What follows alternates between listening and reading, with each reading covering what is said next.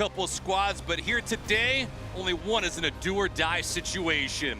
USL Championship action brought to you by Wheels drives us to South Florida, where Louisville City FC comes to town to do battle with Miami FC. And hello everyone, with Ricky Lopez-Espin, I'm David Gascon. Thanks for joining us in the middle of a week for a delicate moment for the home team, Ricky. I do think, talking to Louis Neal, it's a make or break into their playoffs hope. So this is a massive game at home for Miami FC, coming off the heels of a very disappointing loss against Pittsburgh Riverhounds. And for Louis City, Danny Cruz, I think the key is for this side, how do you create your own energy in the first 10 to 15 minutes when you came off a really good win at home against San Diego Loyal? And one of the teams that they're looking at, Miami FC, is Louis City, who comes to town. They met earlier this season, a 3-1 outcome for Louis City. They took care of damage early on and also did some stuff later on the affair. I think it's going to be a very interesting match because you look at Louis City, yes, it's going to be different personnel, maybe a different tweak in formation, but the system that Danny Cruz implements is going to stay the same. So again, how do you create your first energy and how do you ask questions against this Miami FC backline? But for Miami FC, we talk about how big of a massive game this is at home. Playoffs are on the line. So again, taking questions and ask questions of this backline of Louis City. And again, it's just massive mistakes in the back, in the front. How clinical can you be in both boxes? And I think that's something that Louis Neal is going to harp on his boys in the off-coming days. Yeah, they were down 1-0 to Pittsburgh over the weekend. Ryan Telfer right there got the equalizer in the 88th minute, but a concession goal in the 90th minute. That was the difference maker. Pittsburgh broke the hearts of Miami FC yet again. So they have lost 4 matches in a row. For Louis City, a little change in combination. Starter is going to be different tonight as well. No Lewison, no Wilson Harris, no Cameron Lancaster. So Martin Powell, he's going to stay high. 1 goal on the season. Yes, he's big in frame. So how clinical can he be in around that 18-yard box? And what does the service look like into him for Danny Cruz? And I do think the movement underneath him, because he's going to be a target number 9. Whether you're Del Piccolo, whether you're Mogul, Gonzalez, or Winder, playing underneath him and running in beyond it, unbalancing this backline for Miami FC is going to be key for the visitors here today. They are trying to stave off elimination. We'll see if they can fight for another day. Coming up next, we'll get you the starting 11 and first touch. It's Miami FC, Louis City coming up next.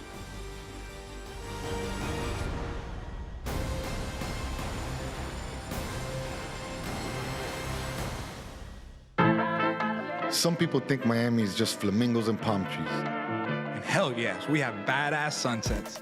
But Miami's Little Havana, Doral, Little Haiti, Hialeah, Wynwood, Coconut Grove, Kendall, Calle Ocho, Sweetwater, Homestead, cortaditos y coladas Empanadas y Croquetas.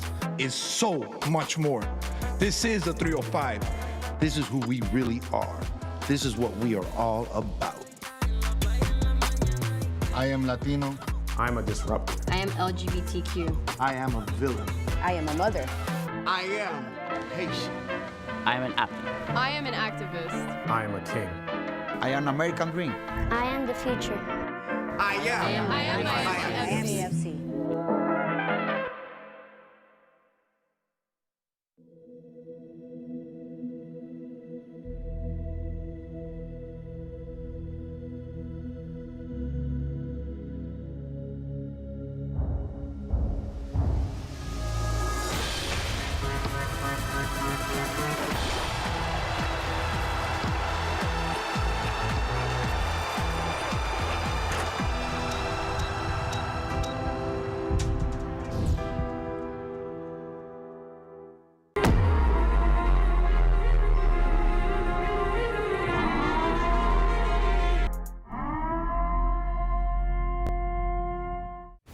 This portion of the broadcast is presented by FPL. Learn how FPL is investing in Florida's future at FPL.com/value. Volkswagen dealers of South Florida. Check out local offers at VWFlorida.com today. And Wheels, the future of micro-mobility is here.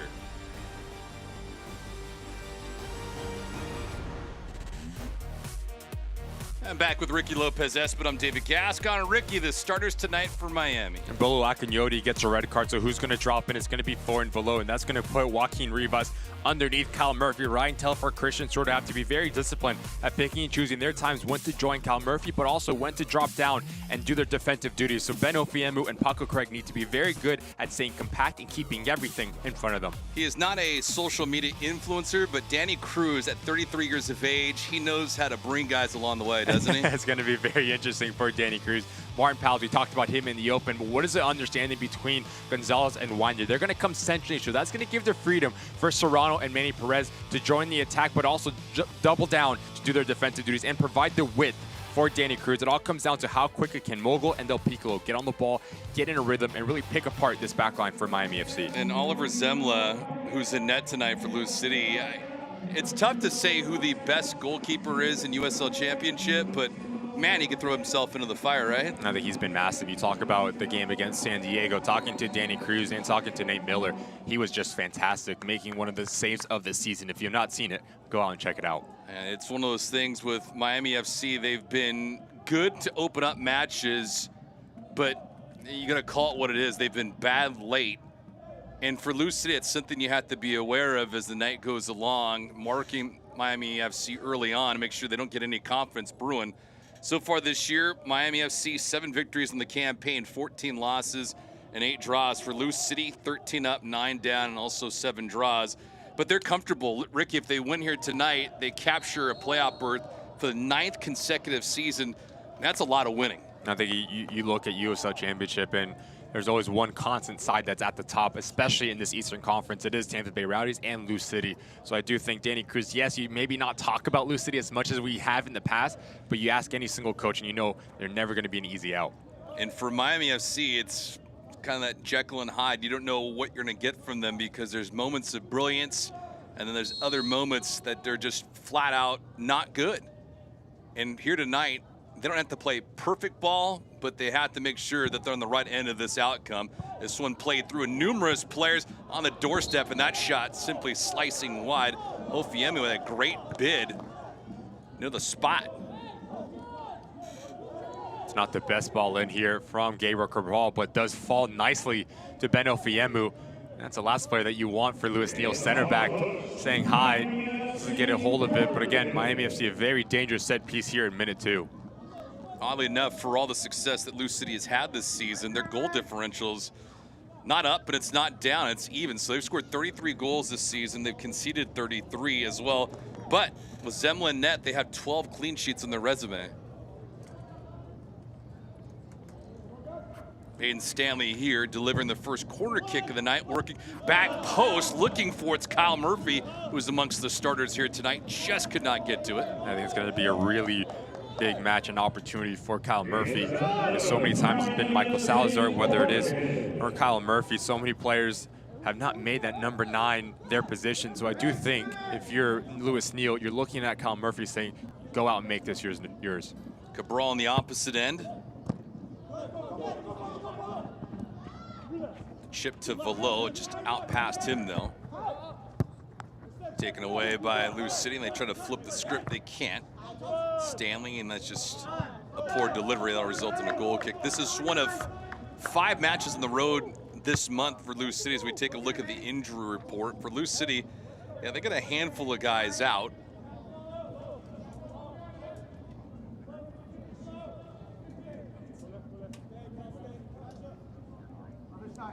Other side, Martin. Martin, other side. So for Louis City, Ricky, they have a handful of guys out. And for Miami FC, a couple guys that are going to be missing. One of them, Curtis Thorne, who had surgery a couple days ago, and Ben Mines as well. I think that's a big miss for Miami FC. Obviously, Curtis Thorne gives you a different look from the wide area. Ben Mines, how vertical he's been. Said that this midweek game, Louis Neal, that probably comes too quick for the winger, and he should be ready for the weekend. And the unfortunate thing with Ben is he injured himself last week during training. That's the unfortunate thing when you're getting ready for a contest, and in the process of doing that, you get banged up. Happened to Florian Velo earlier this season too. Feels like if it's not one thing, it's another with this club, but you gotta roll on.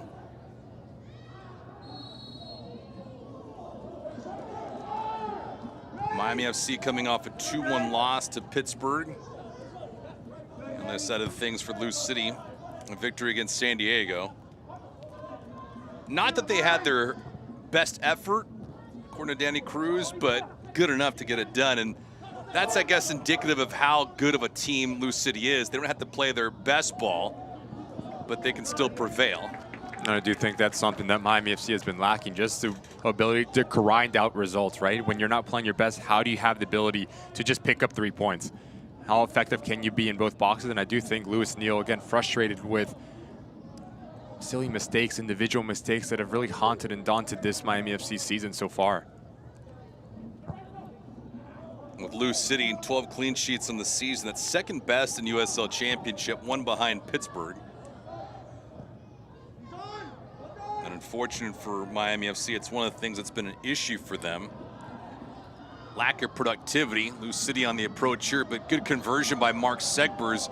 Great transition game for him to fight all the way back to break up that attempt.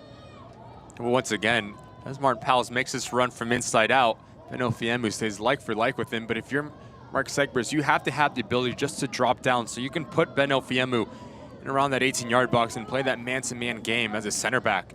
You never want Paco Craig or Benofiemu just to get a bit wider than the 18-yard box. We just talk about the fluidity that Lou City can play with. It seems like they set up in a 4-1-4-1 formation. Mogul as that single pivot. And you have Winder and Del Piccolo ahead of him with Gonzalez and Serrano staying as the wide areas. For Miami FC, not only is it important to score tonight, but to play with the advantage. They've been shut out 11 times this year. It's hard to fathom that they're still even in this race for a playoff spot. But being blanked nearly half the time is rather trying for anybody, and it doesn't matter if it's Anthony Pulis or Louis Neal. You got to find some kind of productivity amongst the guys you have signed.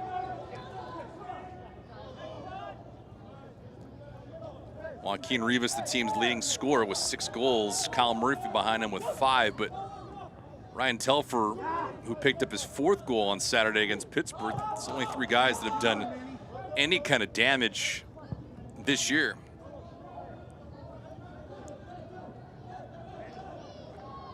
And we kind of mentioned it last week with the Pittsburgh contest, but if you're not scoring a lot, you better be shutting people down. Lou City's Exhibit A.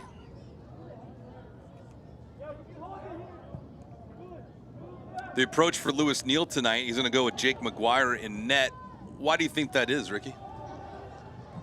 Something he's seen in training. Just, you talk about the inability just to keep the ball out of your own net.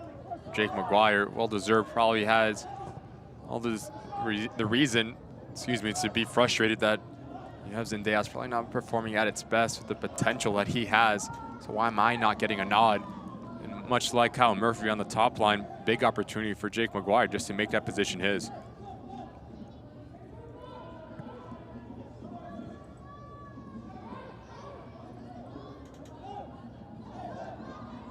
Powell's out there, you can't miss him, he's 6'7". That strike going well over the net. First look at least towards McGuire, but from well out, so we'll take a peek at it again. But this is the movement that I'm talking about. As Martin Powell stays high, he occupies Benofiemu, and then look at the interior run from Jorge Gonzalez. If you're Mark Segbers, you have to have the ability just to stay like for like with him. You can't pass him off because Gabriel Cabral is getting caught a bit too high, and he gets on the wrong side of his individual marker. Man from Valencia, Spain. Formerly on loan to Lou City, now a permanent address for him. And I do think losing Bolu Akinyoti for Louis Neal Miami FC is going to be very interesting because it takes out Florian Velo in a higher position. You ask him to do more defensive side of the ball. So what does his relationship look like between him and Gabriel Cabral? And if you're Danny Cruz, you're looking for more of that movement, whether it is Jorge Gonzalez or Elijah Winder. Serrano drops that off. One played into the box by Perez. Yeah, but it's a really, really good ball from Manny Perez. It's a nightmare for any back line. In behind, bending towards Martin Powell's, talking to our center referee, looking for foul there. Would have been very harsh. Hey, I don't know about harsh anymore, right? Considering the fact that Paco Craig had a foul called against him that resulted in a penalty for Pittsburgh on Saturday night.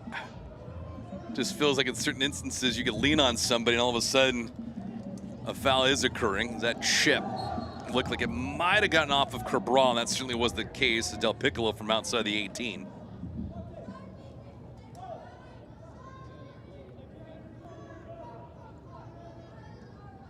See Ray Serrano there, making his 10th start of the year for Lou City, and now 21 matches. So a couple changes for Danny Cruz tonight.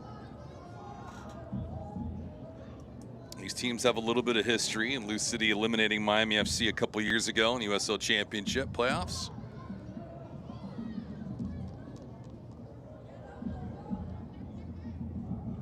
Mogul. Murphy with a good job there.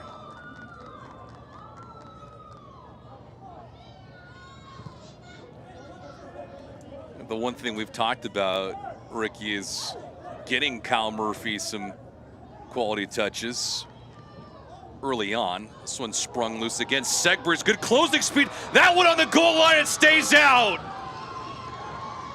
We'll talk about team effort there. Jake McGuire got beat, but not cleanly enough. The defense holding serve so far for Miami FC, ever so close for Lou City on that occasion.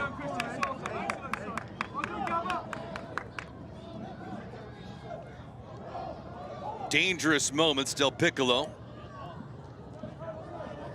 And early on the threat from Lou City, Serrano on Sirs Powell's again elevating, and that's what happens when you're 6'7". Those high balls, nobody has the size of that man there. And we talked about it in the open. You bring Martin Powell, he just requires so much attention. So off the ball running for Lou City becomes that much more important. Jorge Gonzalez gets on the wrong side of Mark Segbers, and how this ball does not cross that white line is beyond me. Give credit to Beno Fiembu, straight off the head of Jorge Gonzalez. You just see, you play central, you have runners off the ball, off of Martin Powell, so the connection, the communication for Miami FC and passing players off and staying with their individual marking needs to be a bit better. What a wild way to start for both these teams. I'm utterly shocked that Ofiemo didn't bank that off. Who's sitting into the net. There we are in the 12th minute. Already some festive moments. And Jake McGuire, who's only making his 8th start of the season.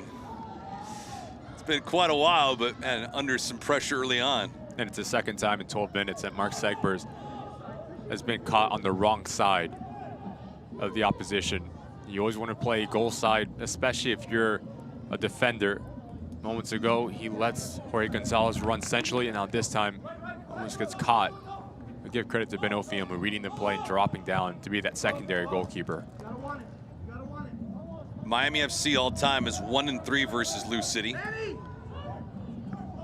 Love to inch closer to 500 against them with a W here tonight. You don't feel like 1 point will be sufficient given the postseason outlook. In fact, odds right now are not in favor of Miami FC qualifying for the postseason, given a 2% chance by 538.com. And again, for Lou City, a win tonight clinches a spot. They'll be joining a handful of teams here shortly, but amongst those that have already qualified is Paco Craig there in a foul against Pals. Tampa Bay, obviously Pittsburgh, the top seed right now in the Eastern Conference. He's been causing so many problems so early, Martin Powell's. But if you're a center back and you're playing against a target number 9, you can't get into a tuggling match with him. You have to stay arm's distance, because all he wants to do is he wants to feel you, and then he just rolls you just like that. So if you're Paco Craig, Ben Ofiembu, with the experience, the center back position that you have, always want to play that guessing game. Where is the defender as a number 9? It's the worst thing for Martin Powell. If he can feel you, he can turn you. You ever played against a dude that big? I'm sure I have. Yeah. It's not fun. Best way to defend, though, against them? Again, it's always, go back to that. McGuire alertly coming out with his right hand. He had to do that there. Really good goalkeeping, but when you're playing at the target number 9, as a former number 9, if I knew where my center back was, I can always put my body position. But if I don't, that takes away from that kind of that guessing game, because I have to peek over my shoulder, and as I'm doing that, the ball's coming to me. So there's a lot to figure out. But if I can feel you, I don't need to peek over my shoulder, just like Martin Powell's did to Paco Craig. Nice play there by Maguire. It'll be a corner kick here though for Lou City. Mogul on the corner. See Powell's there near the goal line. Number 96'7". The header finds Twine. Excellent execution there by Sean Tosh, and it's 1-0 Lou City. Man, that was quick.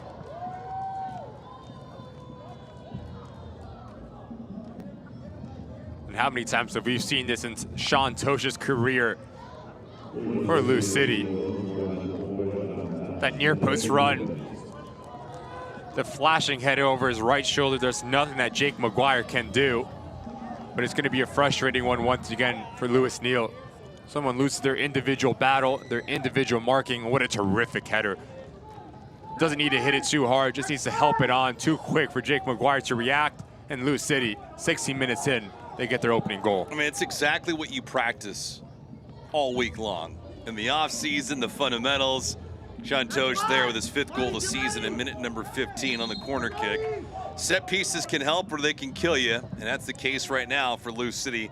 They have the 1-0 advantage, exactly what you'd want to see if you're a Lou City fan. And for Miami, now they're chasing again. Well, once again, we talked about it in the open, David, talking about Miami FC, the goals that they concede, they're just so preventable. And I do think if you're Lewis Neal, conceding on a set piece, that's not X and O's. That's just having the willingness, the ability to not lose your individual battle. Stay like for like with Sean Tosh, who's always going to be a target for Lou City. And now, once again, you have to look uphill in a game that you have to take max 3 points. And it is absolutely surgical, though, for Lou City to get it done that way. Mogul on the corner kick to Tosh, and his 5th goal here in the 15th minute. And give a great deal of credit to Lou City because they have taken this entire first half so far to Miami FC. One team needs to play desperate, and one team is acting like they're desperate, and that's Lou City.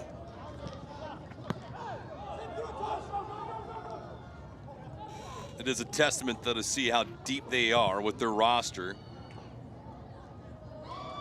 And guys that come off the sideline are able to produce just like that. Not to say that Tosh has been on the sideline. He's started every match this season, 30 of them, in fact.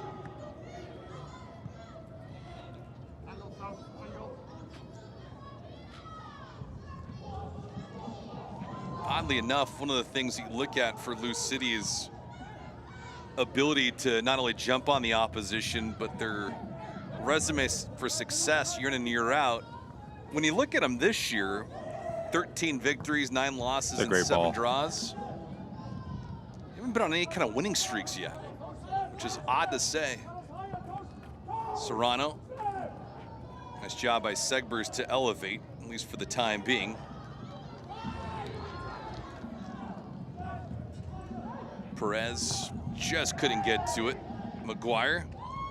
Segbers looked like he was entangled.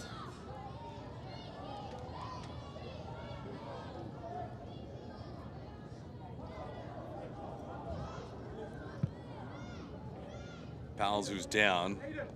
I guess that's one way to chop down a dude that's 6'7" is give him a Charlie horse.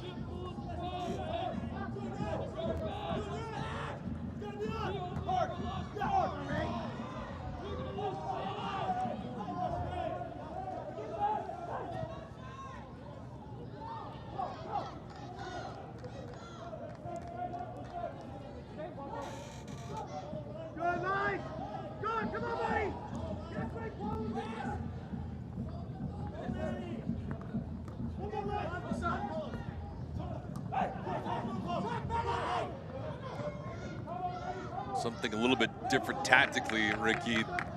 Some of the opponents that we've seen in recent weeks with Miami FC have played more back, haven't been pressing the ball as much as we've seen Lou City here in the first couple minutes. I do think if you're Lewis Neal, you want Joaquin Rivas just to stay a bit higher. You don't want him to drop that far deep and just congest this area. have to have enough trust in Benno Fiamu and Paco Craig just to pick and choose when to break lines, but also when to play direct. If you can break this initial pressure for Lou City, there's going to be real estate to operate in between lines.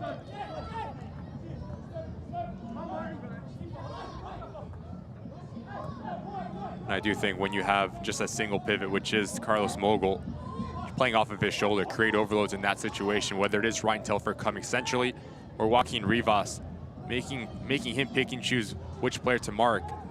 That's a way that you can unbalance on a team that plays with that lone center midfielder. Pretty good strength there for Murphy. Paco Craig probing a bit. Stanley, good finesse. Rivas turns and fires.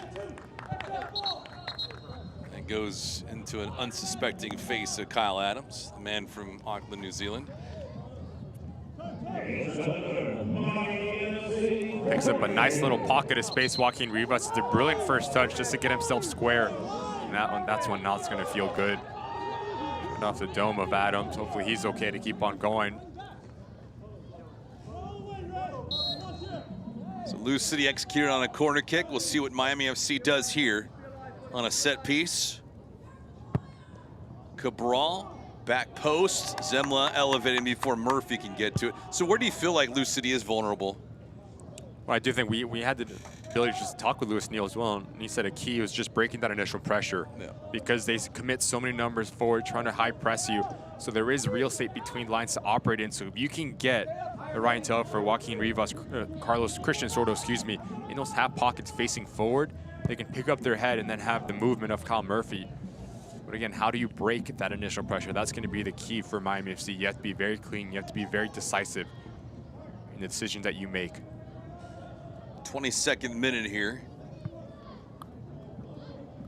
Tosh in the 15th minute. Got the action going for Lou City. This portion of the broadcast is sponsored by Volkswagen dealers of South Florida. Check out local offers at VWFlorida.com.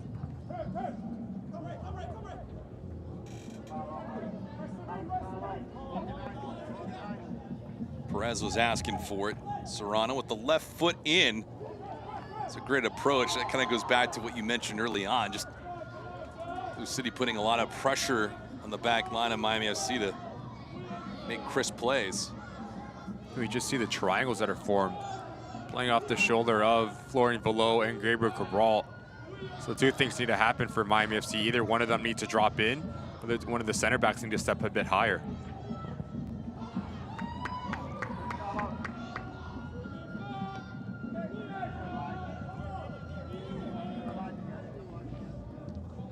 Good finesse from Serrano here. Widener. Elijah's got 3 goals in the season and 1 helper, all the way back to Tosh. They met earlier this season. It was Lou City. They scored in the 7th minute. Dylan Maris netted the first one. Watch out here, played through. Did not get to Widener on that occasion. Gonzalez again, though, on the attack.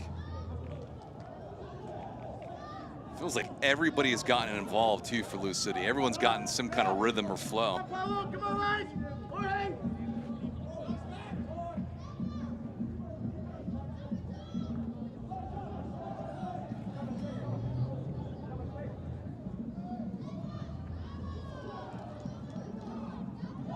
It's a perfect picture right now for Miami FC.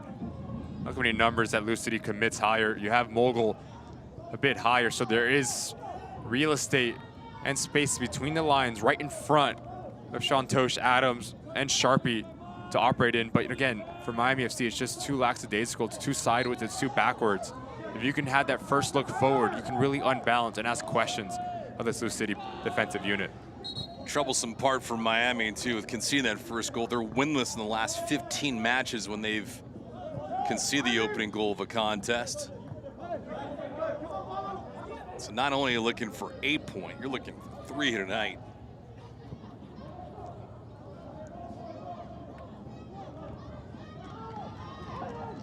Telfer wanted to get it back. Del Piccolo picked it off, though. Tosh.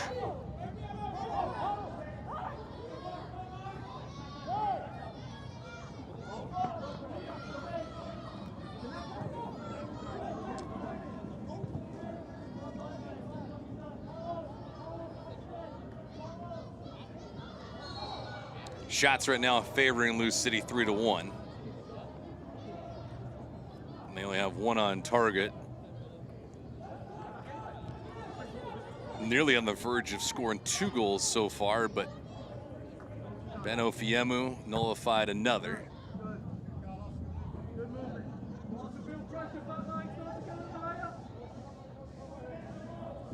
Middle of the week game. Both these teams will play over the weekend. Question is, will Miami get to play deep into the month of October? That is TBD.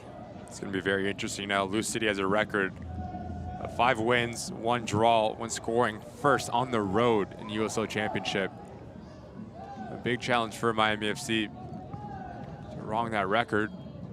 And like you just said, David, massive 3 points. Louis Neal did not shy away from it. Said we need to pick up max points. And it starts here on Wednesday, and then we take care of Birmingham just to have a hope of getting ourselves above that playoff line. Would you be ever more inclined, if you're Louis Neal, to change your shape? Or can you?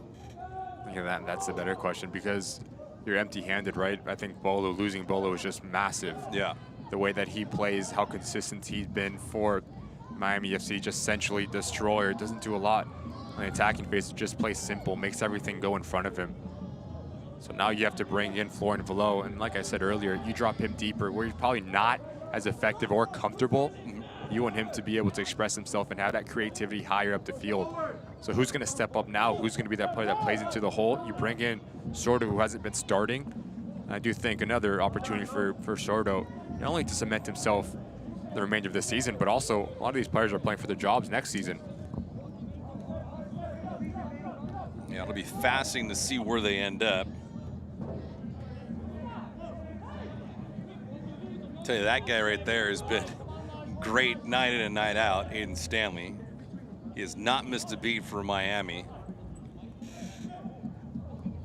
He's not the flashiest, not the most vocal, but I feel like he's the most stable amongst the regular 11 for Miami FC. Stanley has started in every match this year, all 30 of them.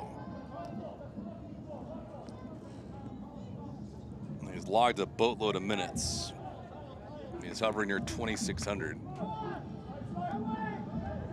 You just see that line of 5 for Lou City. Powell's spearheading the attack, and then it's 4 players underneath him. Moments like this are extremely key. You can't have any sloppy turnovers. If you can be clean and you can break that pressure, you're going to have a lot of success and a lot of space for Miami FC.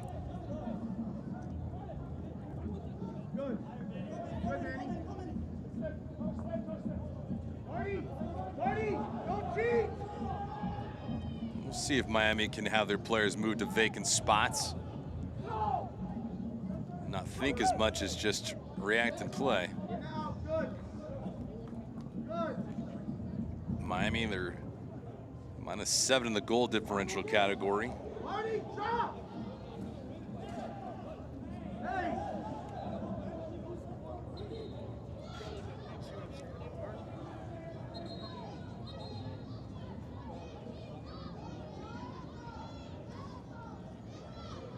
And after tonight for Miami, Ricky had mentioned it, Birmingham is on deck over the weekend, and then you have Hartford, Charleston, and Sacramento to close out the regular season.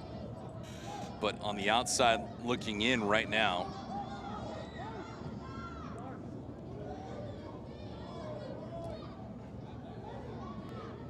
Detroit's 5 points in front, but they're in 9th position, and then FC Tulsa is 7 points in front, 36. You're asking a lot, not only to leapfrog one team, but to elevate over a second one too. Sordo dancing a little bit.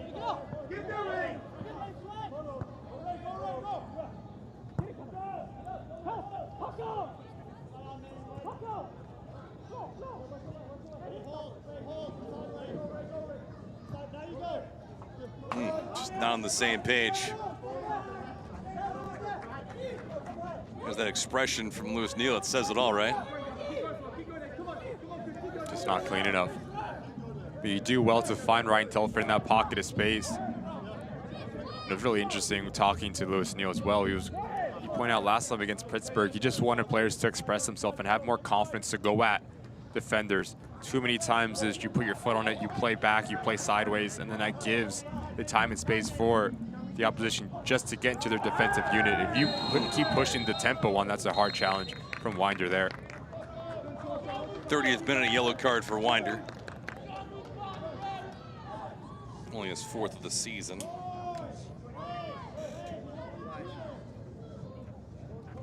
Just comes in really late. He catches none of the ball and all of Florian below. On a yellow card on the 30th minute. It's going to be a big challenge for the youngster in terms of his discipline and his positioning.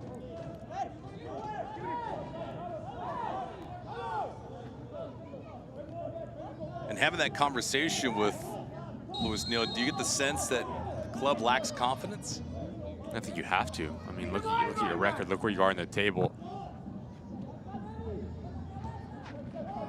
I do think the frustrating part is that the potential is there, because the talent on this roster, Louis Neal will be the first to tell you, everyone around USL Championship will be the first to tell you as well, that they should be a lot higher than what they are. It's a veteran move there by Aiden Stanley. Kind of goes back to what you mentioned, playing position on the defensive end to feel that guy, and Serrano took him down. And he knows exactly what he's doing here. Aiden Stanley comes centrally, gets on the wrong side of Ray Serrano. Yes, maybe looks for that contact, but makes the most of it, that's for sure. Now you're looking at a very dangerous set piece. You just want to bend this ball right between that 6-yard box and penalty mark to create a little bit of chaos between that back line and Zemla of Blue City.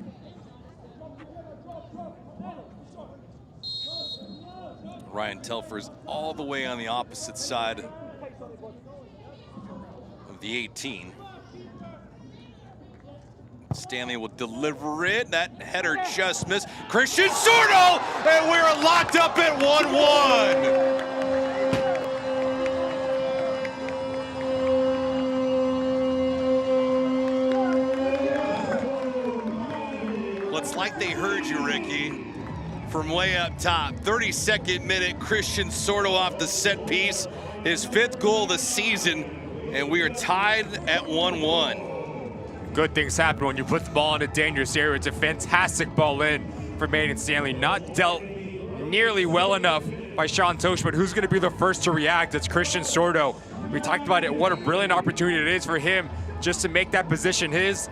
Fantastic strike. And Miami, they draw even here.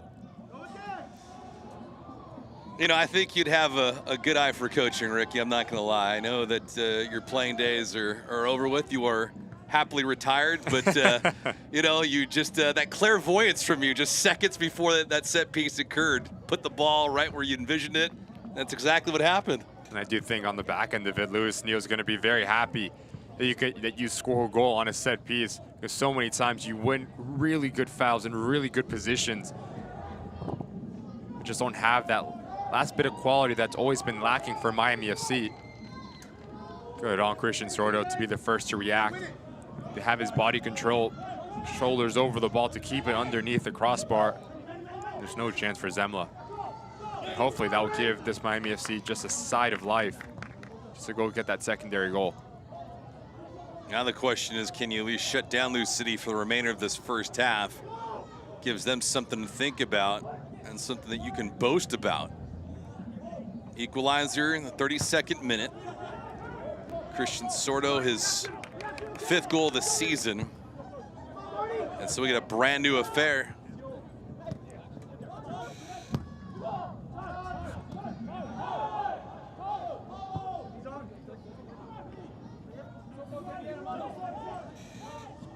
So Tosh in the 15th minute for Lou City. Sordo in the 32nd. Lou City with an advantage in shots at 4-2. The shots on goal are 1 up.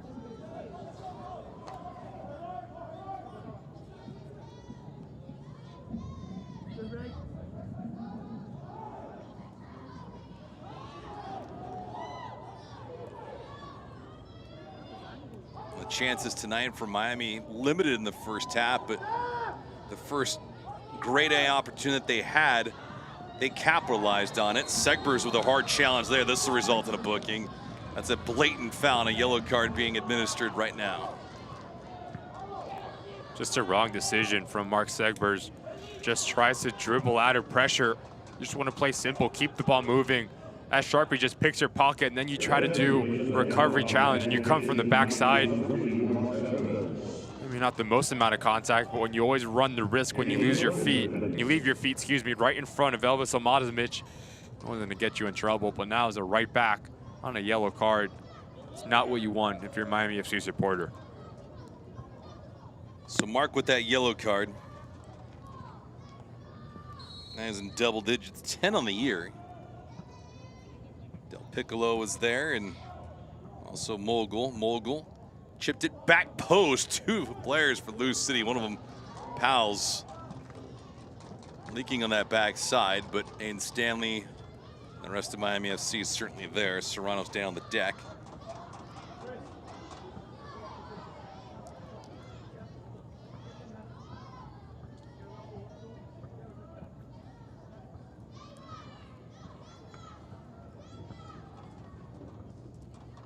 It's not what you want.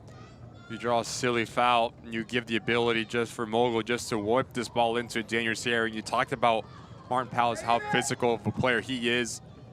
He's always going to be the target at this back post. As Gonzalez falls awkwardly, him and Aiden Stanley get caught up. Hopefully he's okay. He's a player that Louis Neal highlighted, say that we need to be careful about him with his movement, especially on the back post. Jorge has only played in a handful of games for Lou City to this point. Has not registered a goal yet or an assist.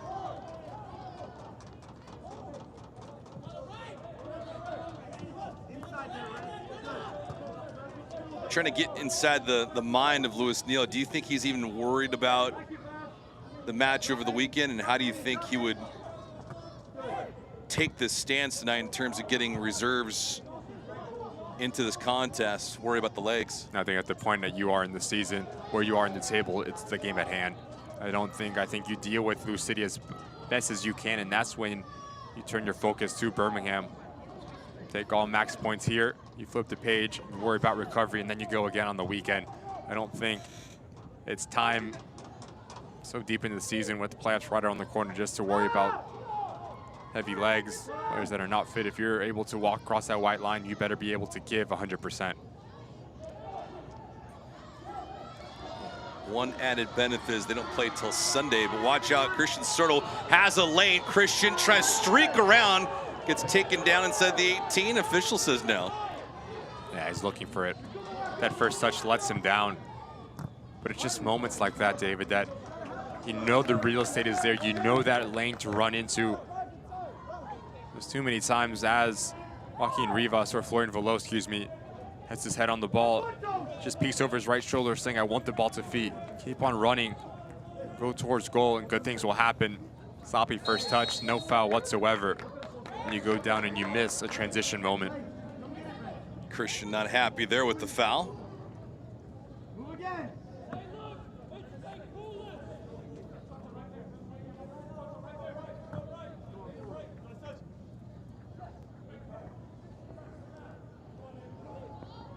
Serrano trying a little give and get. That one ricochets off of Aiden Stanley's face, and Manny Perez goes to console him a little bit.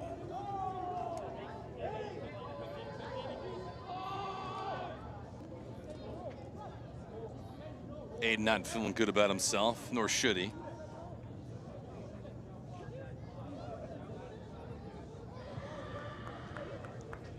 '39th minute.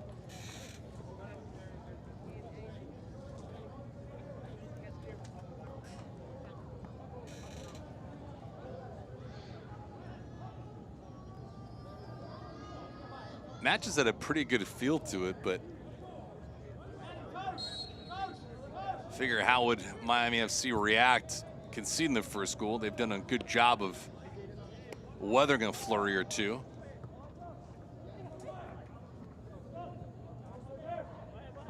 Serrano.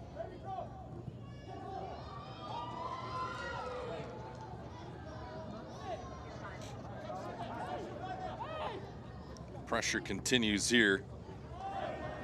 Nice intercept, Stanley Cabral. Trying to work all the way around and flip the pitch. Here's Segbers.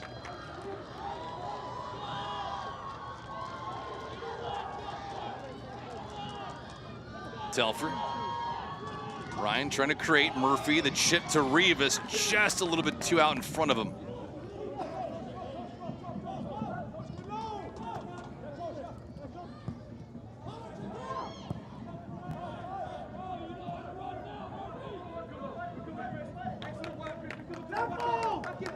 Goes back to what you were mentioning about playing clean, because those windows, they close fast.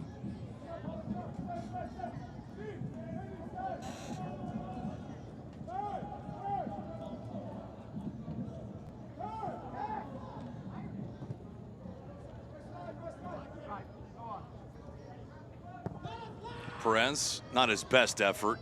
Del Piccolo from outside. That one just missed by a whisker.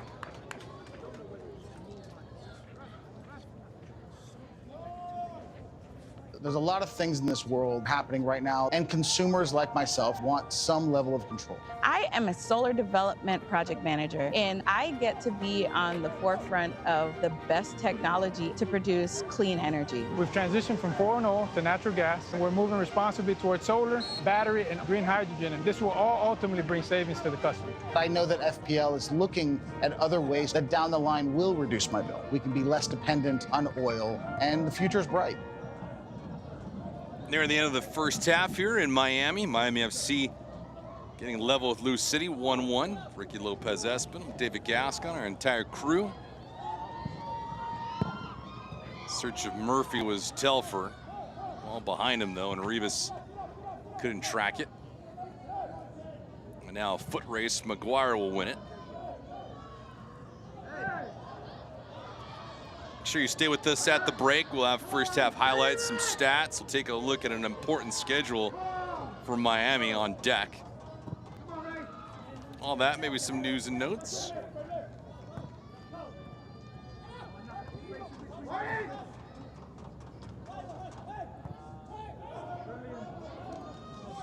Telfer, good agility. Ryan Telfer! Zema with a good stop there.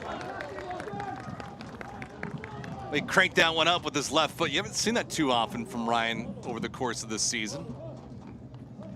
The spots that you want Ryan Telfer to get himself, it's all about the shoulder of Carlos Morgo, getting him in that half opportunity to make one of the center backs for Lou City step off their line. Right foot, left foot, no problem. We've seen it throughout his career.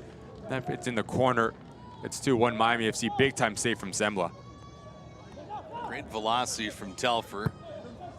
Not about picking a spot, as Ricky had mentioned.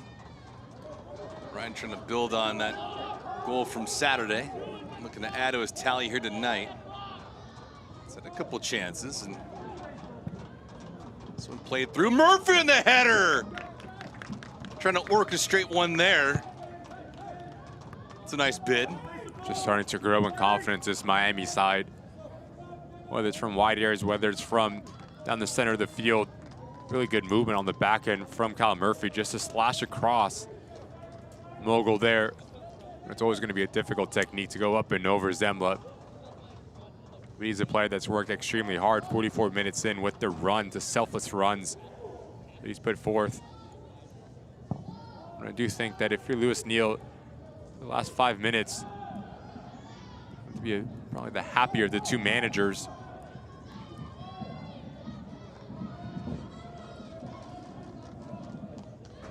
Gonzalez and Ofiemu getting tied up for a moment.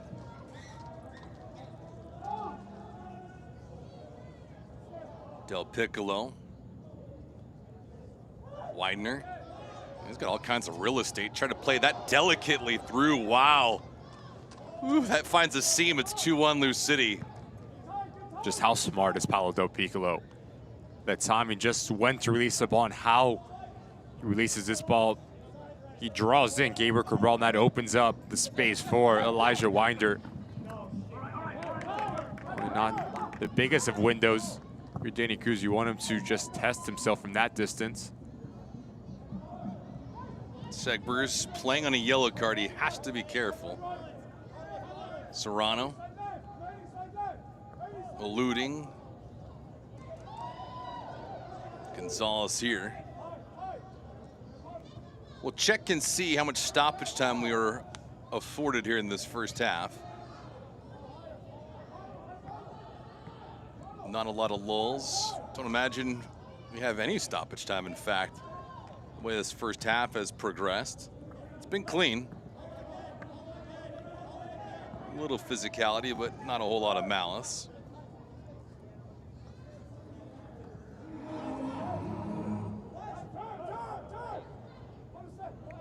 Widener. Head up all the way. Paco Craig there. Rivas on the rebuttal, and Gonzalez looking on. We're only going to have 1 minute of stoppage time. Come on, stay in it. Come on, Marty.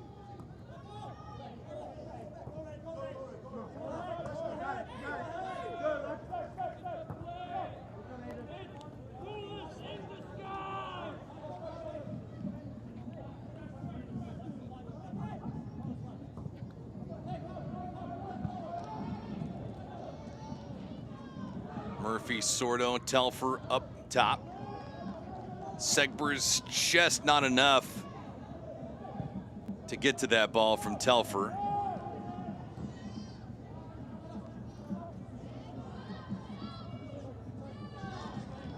Time winding down, Paco Craig. One final burst if we get one from Miami. Nope.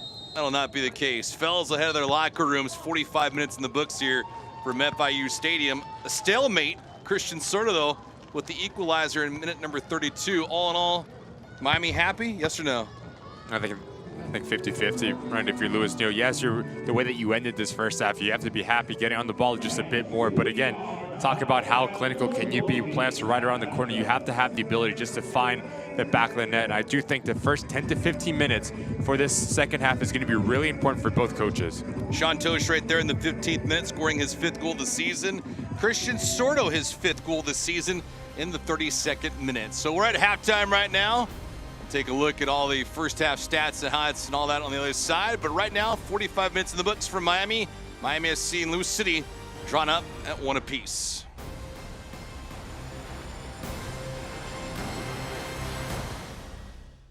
No one was born a hero. It's an everyday journey. There are no shortcuts, no days off, no perfect scenarios. Things won't always go the way you expect. But overcoming challenges is part of the game too. Your time is now. When passion runs through you, become your own hero.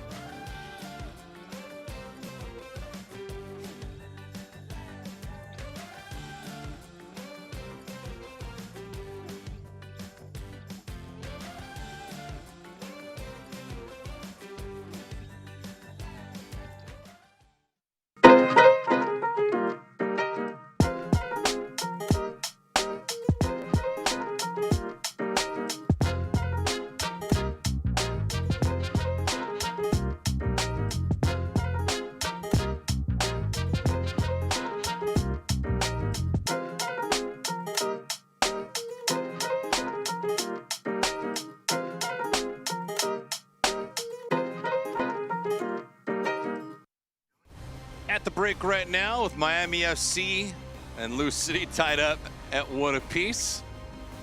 The skyline here tonight. Sun has set in South Florida. And Ricky, take a peek at what went on last couple weeks for Miami FC. Been some trying times for the hometown club, but they got to take care of business first off in Detroit. It wasn't that great in the Motor City, was it? It's a slow start for Miami FC, and once again, it's Michael Bryant just creeping on the back post, wrong side of Mark Segers. But you look at this Miami FC side, and you look at their defensive structure. It's balls being pumped into the box, not having the ability just to mark their individual marker or having the willingness to win their individual battles, because you can't give players inside that 18-yard box any time in any real estate to pick up their head and make a play.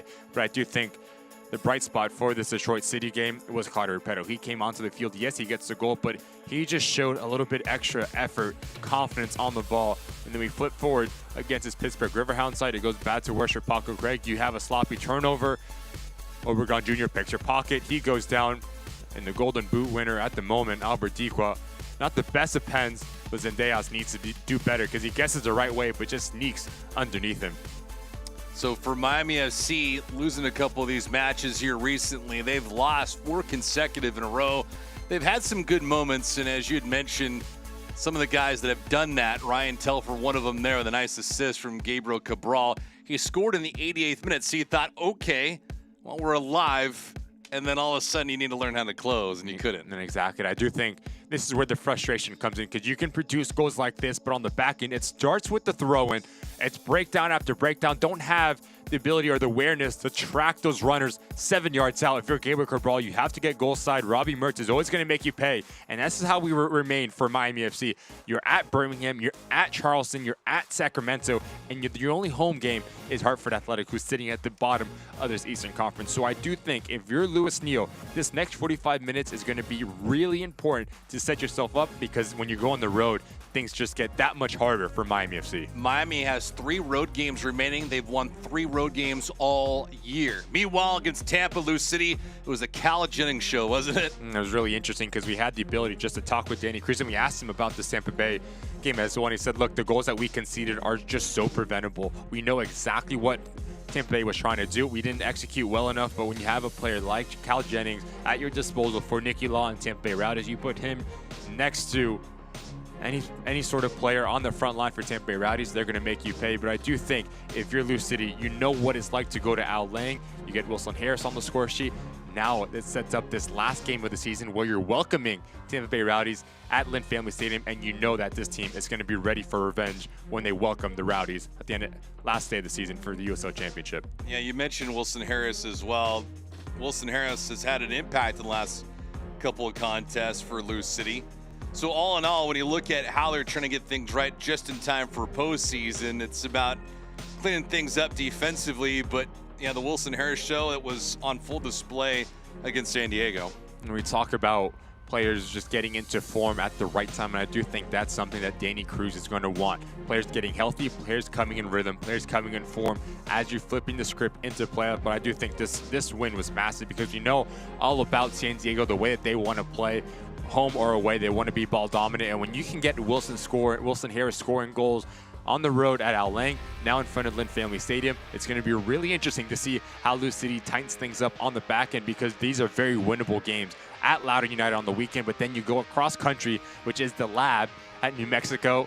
Then you have the 2 big ones. We talk about Hartford Athletic, and then the one that Danny Cruz and the boys have circled. 10-14, you welcome Tampa Bay Rowdies. Just time to get that little bit of revenge, and who knows how the table shakes up, because that can be playing for the number 1 seed or the number 2 seed. That is massive, yeah. And you think about the playoff standings, it's all about playing as many games at home as possible to close out the year and get into the title bout.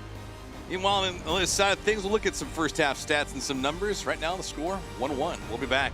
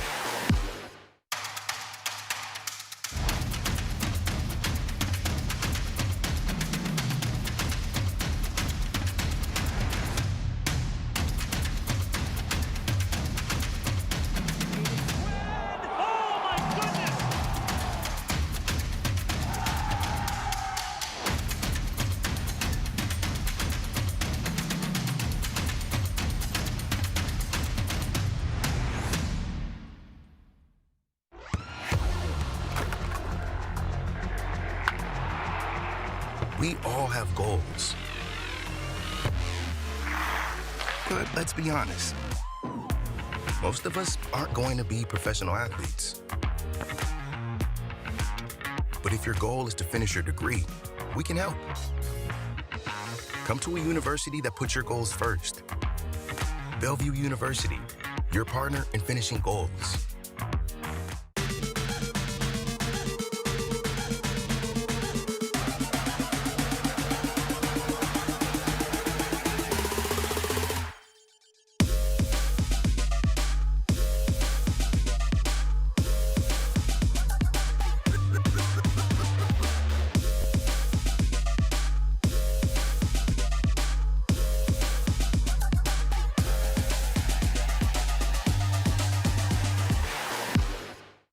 No one was born a hero. It's an everyday journey. There are no shortcuts, no days off, no perfect scenarios.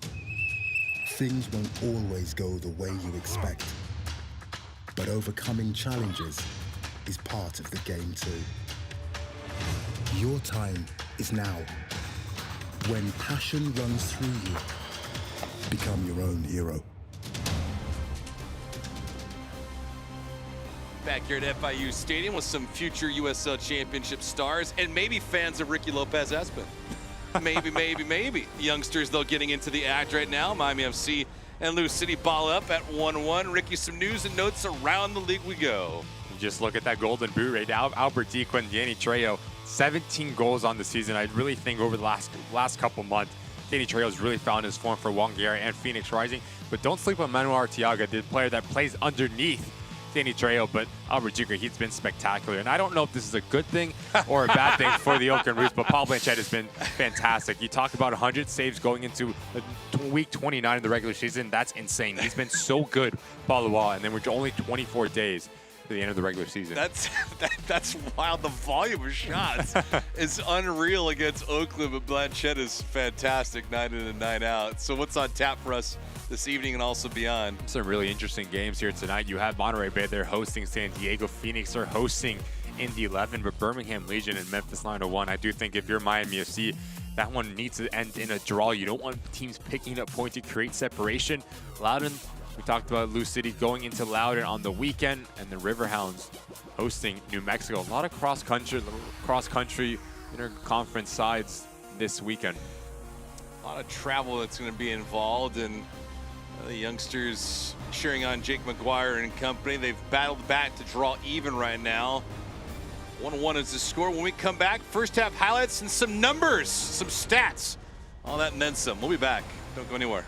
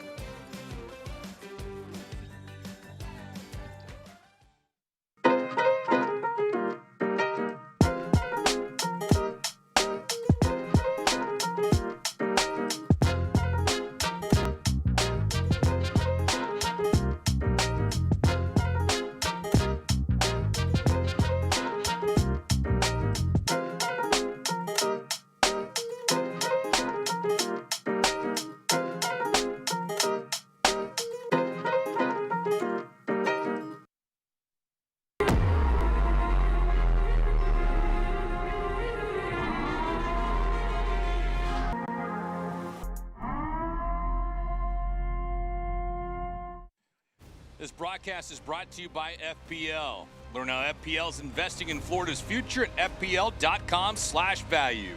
Tata 2, and Macron. First half highlights. Take it away, Ricky. 15th minute, plenty of action for Lou City. Yeah, just look at the bottom of your screen, whether it is Sean Toshi just creates that little bit of separation. Players looking around, no one steps up and marks him. No one stays, man, tight with Sean Toshi, and we've seen that through his career, finding the back of the net. No chance for Jake Maguire, but really clever for Maine Stealing just to put himself in between him and the ball of Ray Serrano. And then good things happen when you put the ball into dangerous area. Who's going to be the first to react? Who's going to stand up? And talk about the technical ability as you're falling to keep your shoulders over the ball, to not let it rise over that crossbar. 1-1 walking into halftime. Plenty of steam from Christian Soto, his 5th goal of the season. First half numbers brought to you by Takes. What does this tell you, if anything? I think if you're Lewis Neal, you don't even care about possession. You don't even care about any of these stats, because you want to be effective. You want to be efficient, especially when you're in around your 18-yard box, because it's not time to play beautiful soccer. You want to take all 3 points, and he was not quick to men's any word saying we need to take max points. And I do think this next 45 minutes is going to be really, really important for the hopes of Miami FC to get themselves into a playoff position. I feel like we either need to go to like a craps table in Vegas or like a roulette table or play the lottery, because everything that we've talked about tonight is either happening or is going to occur. That includes Wilson Harris, who we just mentioned during the halftime report. Harris comes in, so that's the one change for Danny Cruz. Anything else you would do if you are Cruz, given the fact that they're sitting right now in the middle of the playoff pack, but you know they want to elevate? Well, it's going to be a different look now, first and foremost, for Lou City, because you have Pals and you have Wilson Harris, completely different profiles of players and the way that they like to play that number 9 position. We talked about it so many times in the first half. Pals, he was a target number 9. He was going to stay with his back to go and have players run off of him. Wilson Harris is a bit more mobile, so look for him to make these little darting runs and have a bit more fluidity playing off him. Exhibit A right here. So the one change brought to you by Good Greek Moving and Storage, your superhero movers.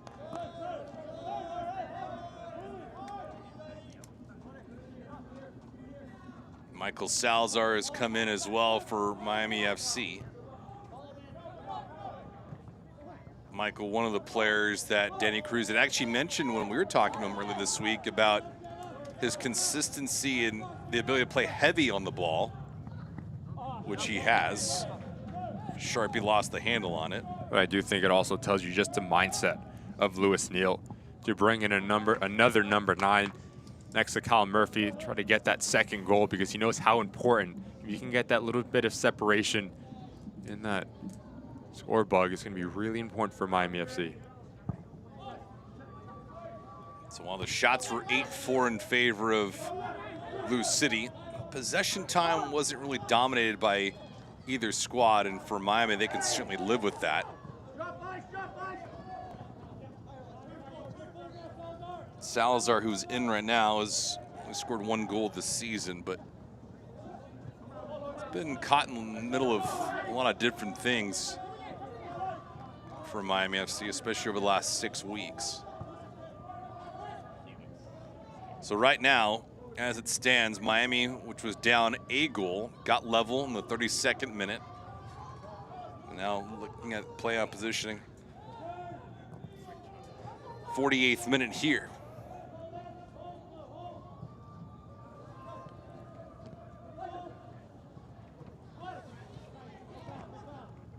Don't imagine that'll be the only change for both Lewis Neal and Danny Cruz. Gonzalez, so he had great position. The top of the box, deflected in by Harris, is in good. It's 2-1 Lou City. Man, that's a dynamite performance from Lou City. Great move by Danny Cruz, and Wilson Harris pays it off here in the 48th minute. And we talked so many times about Wilson Harris, just his movement in and around that 18-yard box, always playing off the blind spot. Just plays off the shoulder, Paco Craig, between him and Ben Ofiemu. At the last second, he creates that little bit of separation and darts across Paco Craig. Gets caught ball watching the center back, and what a terrific bit of technique. Coming across your body, left foot, open up your hips. Don't let it hit it too hard. Just use the momentum against you. And that man needs to be very happy, looking like a genius. He comes in at halftime and he puts your side up. 3 minutes after Lou City in the lead here in Miami. 8th goal of the season for Wilson Harris. 8 goals so far, and now 24 matches. And that hurts. That hurts big time when you come in the locker room when you fought so hard to get the game level at 1-1.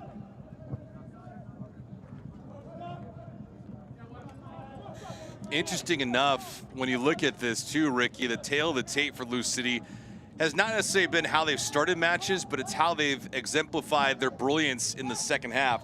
That's the 14th goal that they've scored between the 46th minute and the 75th. I know we can't be drunk on numbers, but that tells you something for Danny Cruz. Like, hey, these guys come out prepared for the second half and they don't let up.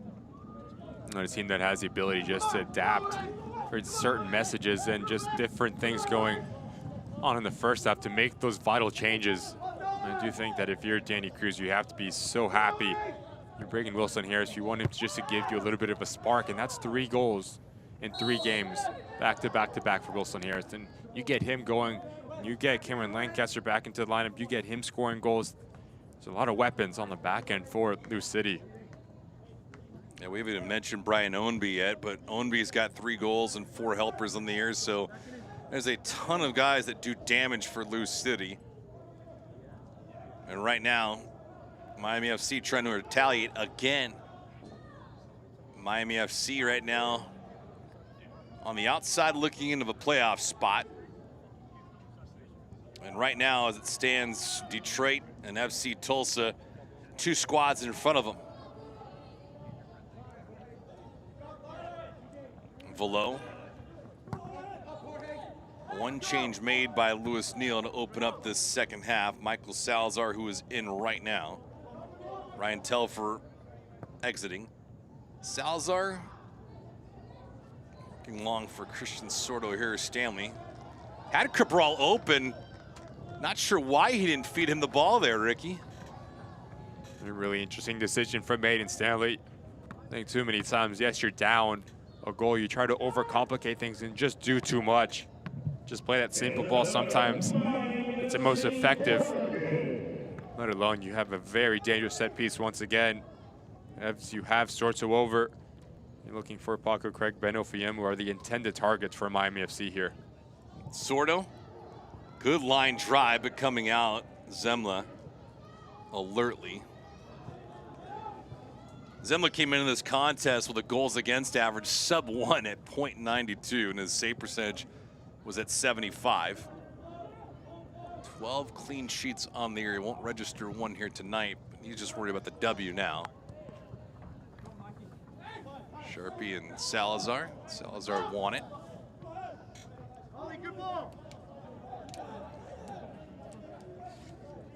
This portion of the broadcast sponsored by Good Greek Moving and Storage, your superhero movers. We're live at FIU Stadium.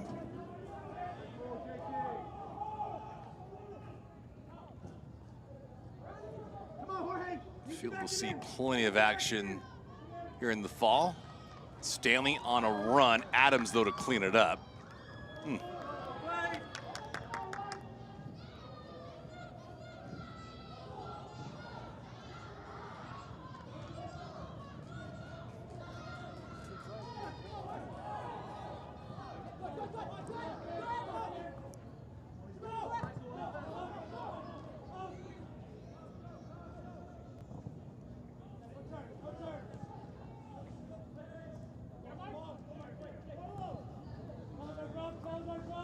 Segber's trying to press up. Let's see if Salazar can get to it. He does intercept it.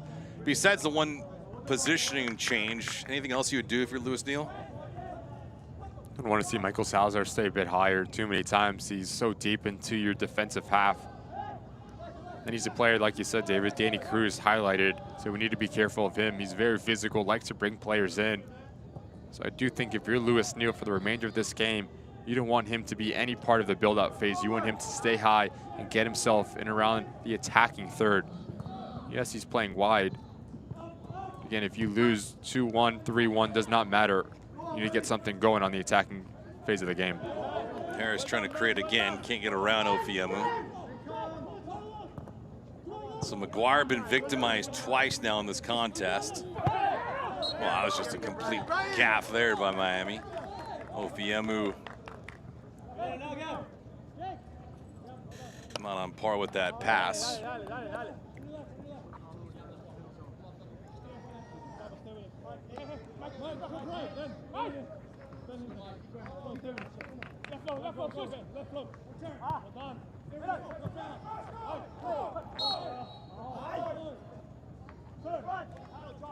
So Wilson Harris in the 48th minute, 8th goal of the season. Gotta give a great deal of credit to Ray Serrano who set it up. Almost mimicked his play in the first half, did Serrano.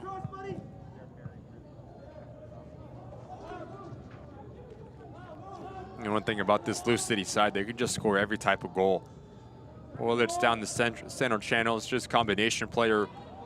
Even you talked about Ray Serrano has played in numerous of different positions for Danny Cruz. You put him in a wide area, it just gives you the quality to whip a good ball in and ask questions of opposition. It all comes down to creating your own space for Wilson Harris. He did a fantastic job to slash across Paco Craig.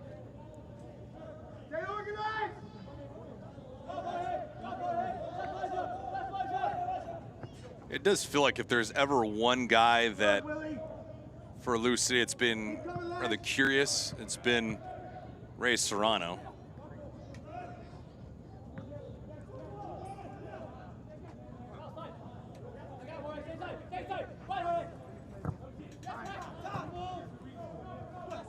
Shots are 9-4 in favor of Lou City.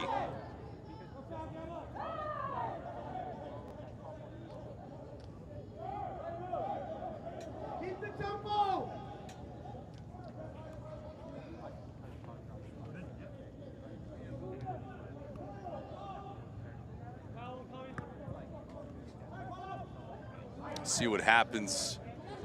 This match materializes. Here's Winder. Winder creating some space. Weiner lets it back though. That shot on goal, McGuire's first big stop of the night. One's against Serrano, had a pretty good bid, but did not pick a corner. Yeah, and he hits it very well. Serrano lets the ball come across and just swings at it. Gets clean contact. And even in the end, it's an easy save for Jake McGuire.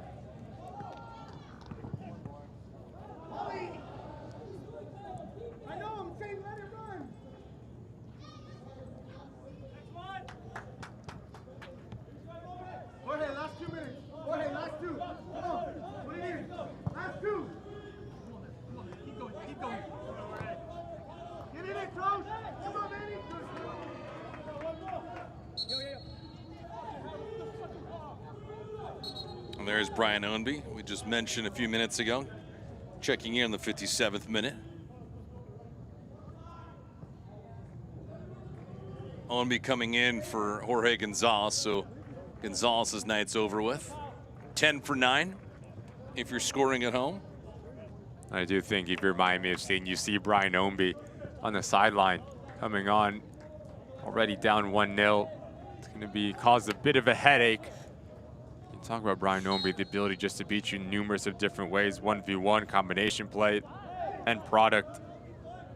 One of the most consistent performers year in and year out in USL Championship. All-time assist leader too, that guy does it all. I know they haven't had the high marks compared to where they've been in years past. That's because the bar's so high for Lou City.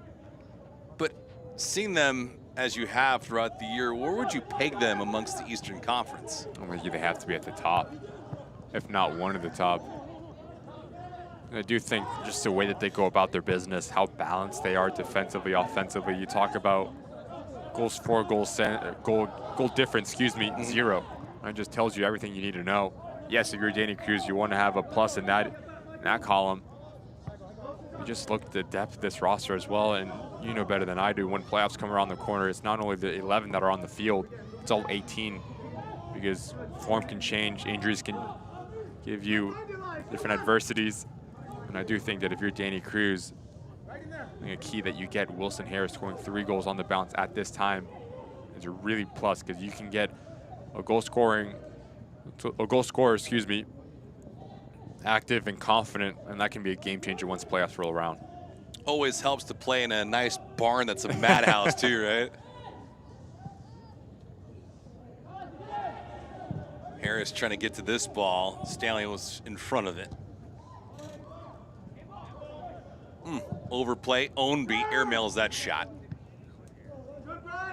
Just going back to that goal from Wilson Harris, you bring Ray Serrano a far area, and it's all about the movement, playing off the shoulder. But as a number 9, it's just so important to create your own space, to have that movement and be decisive. But if you're Paco Craig on the back end of it, your body position is all wrong. You have to have your hips open so you can see the ball and you can see the runner. As you get caught ball watching, that man understands I can play off the blind spot. A little bit of a terrific individual technique. Gets himself on the score sheet and puts his side up a goal.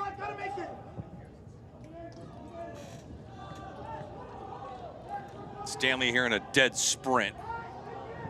Aiden nicely played through to Rivas, the chip. That one won't work. Rivas maybe being a little too unselfish there. I think he was trying to have a shot on target, to be honest, but I do think if you're Aiden Stanley, you do very well to pick up your head and just watch this back line of Lou City. They're dropping with the run of Kyle Murphy, and that opens up the gapping hole right on top of that penalty mark. Just mishits it. Takes his eye off it as it hits off the turf. Just want to need to get clean contact. Close up your hips and force it to that near post. The quality that Joaquin Rivas has, he should be hitting the target from that distance. Remember that one here in the 60th minute. That the score stays as is. On the back end of it, Kyle Murphy was called offside. He does make a play on the ball, and as he gets on the end of it, he's about a yard off.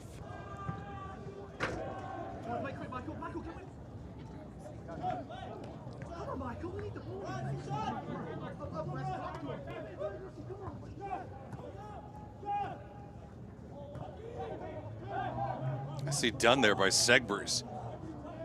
Cabral here with some real estate, walking it up to Stanley. Stanley, not his best delivery there. It was knocked away. Looked like by Adams. Excuse me, it's Tosh. I guess reverting back to the goal that was scored by Harris, Ricky, what provokes a player to ball wash so much? And you're looking at like where those players are positionally. If you're watching the action, why are you prone to be doing that? And why so more for Miami FC this season? Because it feels like there's a lot of inactivity when those goals are scored. I do think that's $1 million question for Lewis Neal, because it's defending one-on-one as a center back. Yeah. You always have to have your hips open so you can see the opposition and you can see the ball, because once you close your hips and have that full focus on the ball, who knows what's going on behind you, right? You have so much trust for Beno Fiomu, but it just happens so quick that the secondary center back can't come across. When you have a player like Lewis Wilson, he's going to make you pay every single day of the week. Back post, Paco Craig got up, tried selling it. Rivas finds the corner, and he picks it. A sudden burst from Joaquin Rivas, who found the reprieve here in the 62nd minute. He missed an opportunity seconds ago. Not to be denied here, though. And once again, it comes off of a set piece. You draw a foul, 30 yards in, you put the ball into the mixer and you say, go out and get it, create a little bit of individual brilliance. And that's going to be the frustration with Joaquin Rivas, because he misses a sitter moments ago, and then he can pull out a fantastic strike. The technical ability it takes to pull this off. Traffic oncoming. You need to let it down just enough to get the right timing. You swing right through the ball. Sports Center top 10, Joaquin Rivas draws this thing even. That's exquisite. And for Rivas, his 7th goal this season and another equalizer. So they've gotten off the deck twice. Now can they drive the ship? That's the big question mark for Miami. It's just the technique is on 100 right there from Joaquin Rivas. 7th goal on the year. But as this ball pops up, too many times players try to do too much with it. Try to swing too hard. You get their balance all off their shoulders, lean back. And technical ability just to hit it clean with oncoming traffic. Terrific individual goal from Joaquin.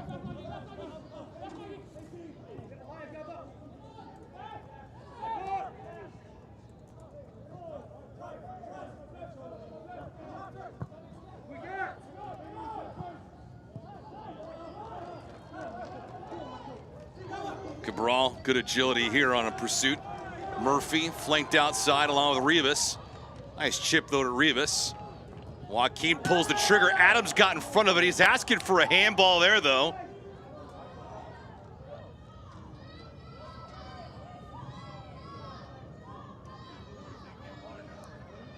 Take a look at that when we get a moment.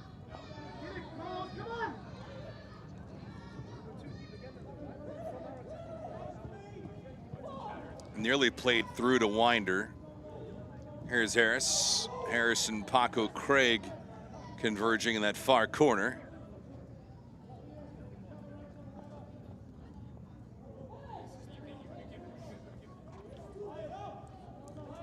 '65th minute here. Goal for each club in each half. Lucy looking for their next advantage. Scoring goals in the 15th minute and also the 48th. Headed around inside the 18. Paco Craig there to evict it. Murphy, Adams, who was taken down. Murphy wants a call against and finally gets it. It was a rather delayed call though. Moments ago, there was a shout from Joaquin Rivas for a handball. As Kyle Adams tries to put his hands behind his back, he does make himself bigger, in fact, and denies the ball to go through.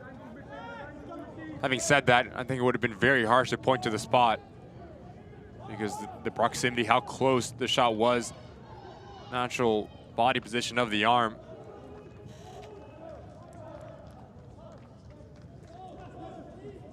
I'll say this much, you are right down the middle every time. You do not favor Miami FC. You call a spade a spade. I appreciate that. Salazar, Segbers, Michael trying to maintain possession on it. I think those are the ones that if you're Elvis Osmanovic, you stick with the call that you make.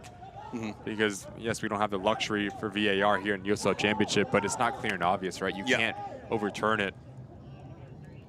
The strike from well outside, an easy stop for McGuire against Serrano. And having said that, I've seen it also given, seen it also not called. Yeah. So who knows what a handball is in 2023 now. Well, with modern day technology, we do have the luxury of looking at it numerous times, including in slow motion. An elite official cannot just yet. But the time may come. Del Piccolo. Sharpie here. Ownby. Back turn to Segbers. Brian, 3 goals, 4 assists on the year. Sharpie. Softly played. Paco Craig gets in front of that one. Well, it's better body position there from Paco Craig. Exactly what I'm talking about. Your hips are square. You can see Wilson Harris. You can feel Wilson Harris, but you also have eyes on the ball. So you pick and choose when to rise up for that challenge. You don't get caught flat-footed or ball watching. Defending 101 from the captain of Miami FC. Looks like we'll have another change in a moment for both squads. Right around that time.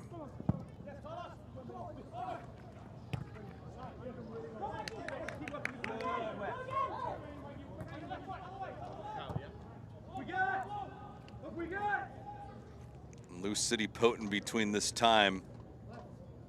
Scored 14 goals between the 46th and 75th minute. So the bulk of their damage has come over the course of this year. 14 goals during that span, 35 all year. Ownby, Serrano. Serrano tapered it off, intercepted by Paco Craig. Let's see if Paco pursues this any further.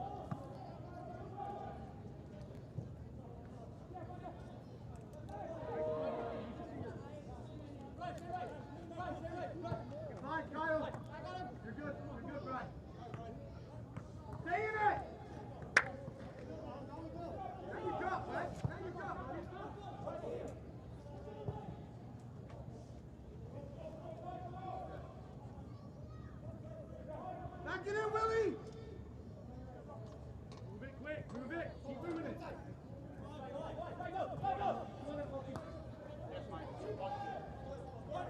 Lou City not in pressure mode like they were in the first half when defending Miami.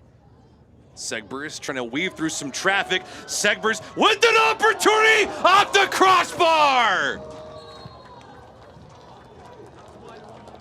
Oh, he did everything but finish. Get yourself in a more advanced position, and then you just have the courage to create something out of nothing. Fantastic strike from Mark Segbers from a right back position. He sees a space, he sees the gaps. Doesn't need a second invitation to get himself in an advanced position. Head down, laces through the ball. Just so unlucky, the wrong side of the crossbar. Claudio Repetto checking in right now. Comes in for Kyle Murphy. Substitution brought to you by Good Greek Moving and Storage. Your superhero movers, Dylan Maris. Also coming in for Del Piccolo now. Going back to a conversation we had with Louis Neal weeks ago talking about Mark Segbers. Said he's been frustrated with him as well because the talent is there, the potential is there. Just picking and choosing when to take players on at the right point and at the right time, because he does have the ability to create individual brilliant plays just like that. So how do you get him more confident, especially higher up the field as an outside back, because he can be an X factor going forward. So Ownby, Harris, Maris, and Gibson now in. Four players off the bench for Danny Cruz. Christian Sordo looking for Rivas again. Joaquin, not that time! Zembla with a great stop in close proximity. Velotred pulling the trigger. Ownby got in front of it. Joaquin staring at a hat trick if he's able to finish it in the second half. Ricky, he's had a handful of chances.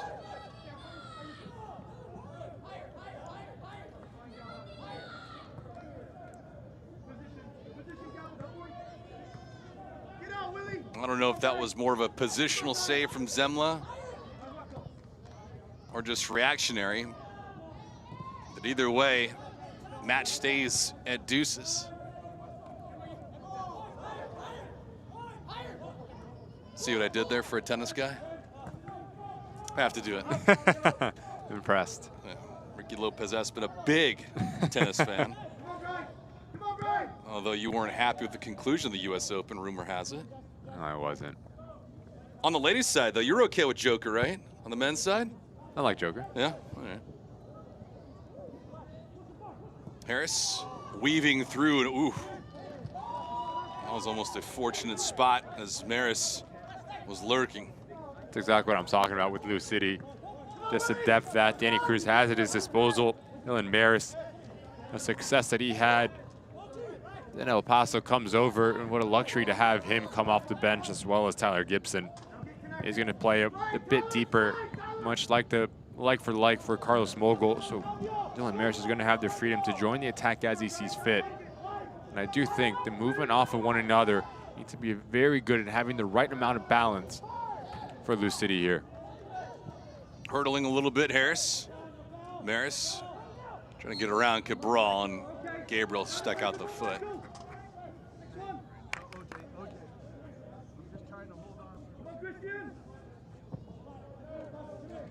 Make sure you stay with us at the end of this contest. We'll have the top two man of the match.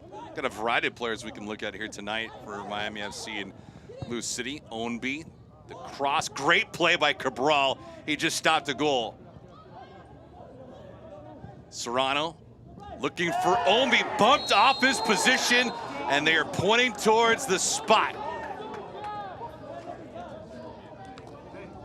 I think there's a time and place for everything, and for Michael Salazar, I think he felt like Ownby had a great opportunity towards target. Ricky will look back at this and see if you're in agreement. Just unnecessary once again, individual mistake. The ball's over Brian Ownby's head. There's no need just to drop your shoulder into the backside. The slightest of touch, but you know Brian Ownby, how clever he is. Any sort of contact, he's going to go down, he's going to make the most of it, but why put yourself in that position if you're Michael Salazar? And again, Louis Neal has to be very frustrated. Lack of focus, lack of decision making. And now you have Lou City to go up. A goal here as Chantosh stands over it. Unbelievable. And this season, Miami FC has failed to stop a penalty. They've yielded all 7 attempts. Tosh trying to put a dagger into the heart of Miami FC. Looking for his second goal tonight. Tosh on the approach, and he scores! 74th minute, Sean Tosh. Second goal of the contest. Lou City up again, 3-2. It's interesting because we talked to Louis Neal. He said off the ball runs for Lou City are so important, especially back post area. Everyone gets caught on the near post. Brian Nomby has the whereabouts. Michael Salazar needs to be better. There's no need to drop your shoulder. And then it's Sean Tosh, the center back, cool as you would like. Eyes up at the goalkeeper the whole way. Makes him go his way, sends him packing off to the corner. A brace as a center back. And Lou City 3-2 up on the road here. He has converted all 3 penalties he's been awarded this season. And as you mentioned, Ricky, the brace provides him with 5 goals now here in 2023. It's huge. 3-2 now, Lou City. We have some friends in Las Vegas. They predicted the goal total tonight be somewhere around 2.5. It's been well eclipsed by 2, if you took the over. I have some friends that go over to the Hard Rock Casino in Hollywood here in Florida. Pretty fun establishment.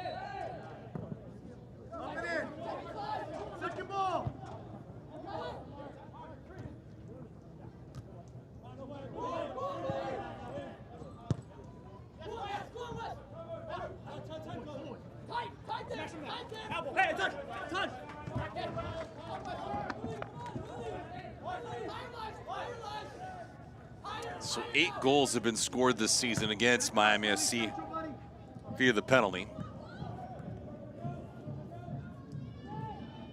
And they have failed to stop any of them. Second most in USL Championship.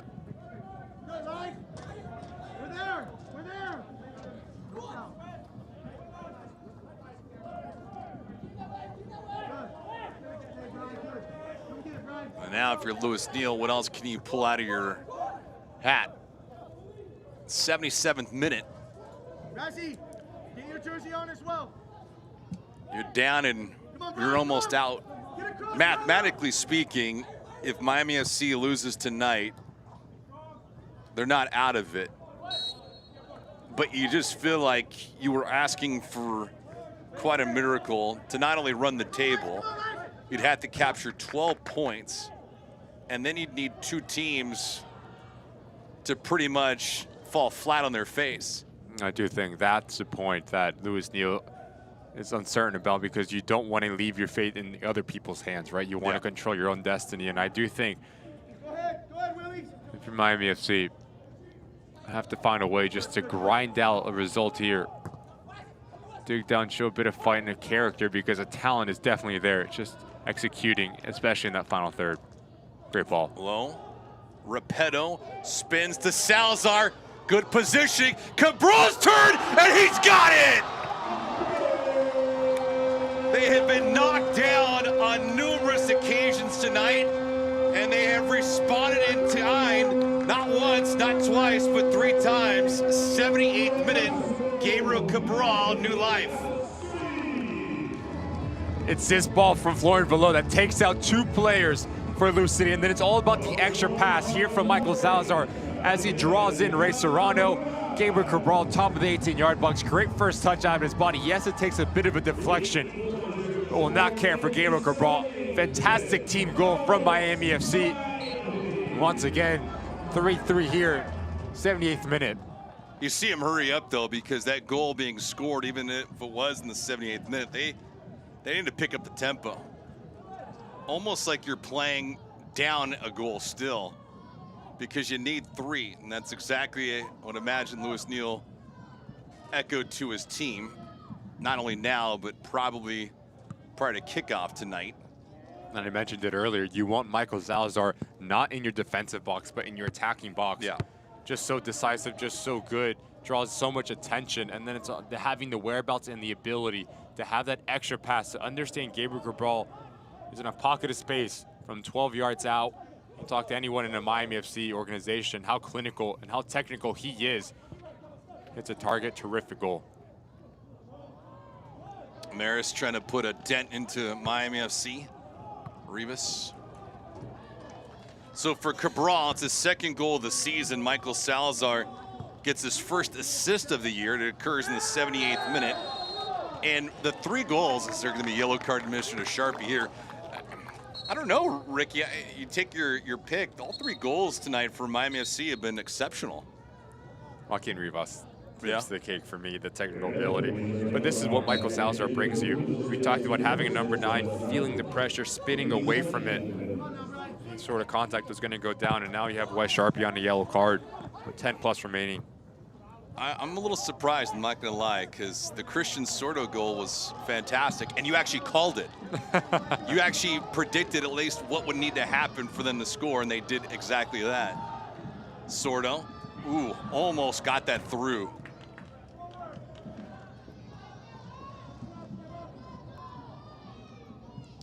But I guess you are the judge and the jury for our top 2 man of the match, so we defer to you at all times anyway. Stop it. It's all good.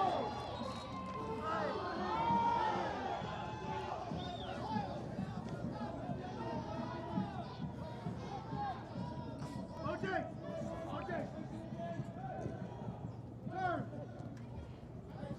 81st minute. Again, Miami, after tonight's over with, they get Birmingham, Hartford, Charleston, and Sacramento. Final 4 games of the regular season.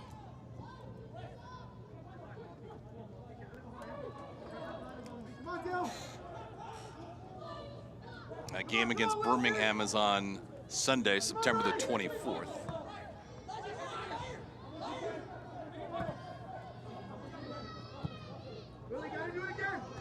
And then for Lou City, what's on tap for them? They have a date with Loudoun United on Saturday, then New Mexico, Hartford, and they close out the year with Tampa.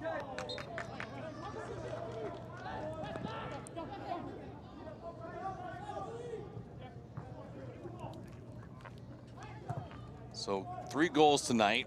Rivas, Sorto, and Gabriel Cabral doing the damage for Miami FC. Sean Tosh with a couple goals for Lou City. And then Wilson Harris, his 8th goal of the year as well, sandwiched in between. Watch out here, delicate moment. Repetto with some space. I'm curious though, Ricky, if you're Joaquin Rivas, why not pull the trigger? Pathfinder's only $199 a month during Weston Nissan's Drive for Less sales event. Drive the Pathfinder, only $199 a month, 33 in stock. Shop WestonNissan.com. Drive for less at Weston Nissan. With Ricky Lopez Espin, I'm David Gascon. Thanks for hanging out with us on a Wednesday night. Glad you can be here with us as we're rounding into form. Harris, more trouble. Good job by Ofiemu to close the distance. And that's the type of defending that you want if you're Miami FC. Center backs having the ability just to step up a bit higher and close down the space. But how good has Wilson Harris been since coming onto the field? Popping in the hole, stretching in behind. The willingness just to want to get on the end of things. The reason why he has 8 goals on this season so far.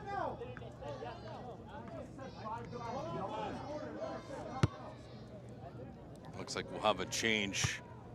Here's, let's see what kind of delivery we have here for Lou City.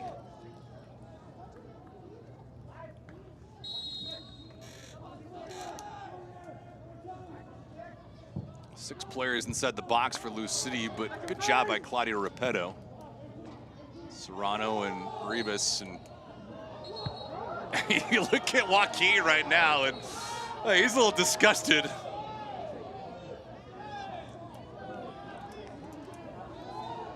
Just one change. It's coming for Lou City. Oscar Jimenez.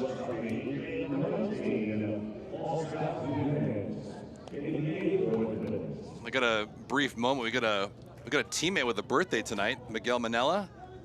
Big birthday for Miguel. He's part of our entire award-winning crew here in Miami. Miguel, happy 49th birthday, on the verge of 50. Shout out Miguel, good friend, good teammate. Jimenez. Ooh, Harris. I mean, you get nothing sweeter than that for Wilson Harris, who's looking for the go-ahead goal again. Didn't miss it by much. And just tries to go for the home run. Wings a bit too hard at it. Mistimes it. You just see a bit of more of an appreciation for how hard Joaquin Rivas' goal was. Yeah. Similar type of technique needed. So you're pretty much leaving no doubt on who the top two man of the match is. All I'm saying is that was probably the goal of the night for me. There you go. You called out SportsCenter for it too, with good reason. I don't think the audience knows how difficult that is. If you want to, you can just type in Ricky Lopez Espin on YouTube, and there's a couple bangers in there for you.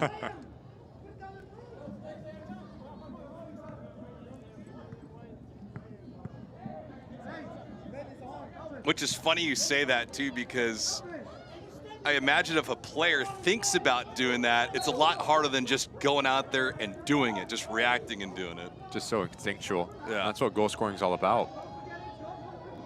You don't have this time just to think about what you're going to do. You just have to go out and do it. Great ball.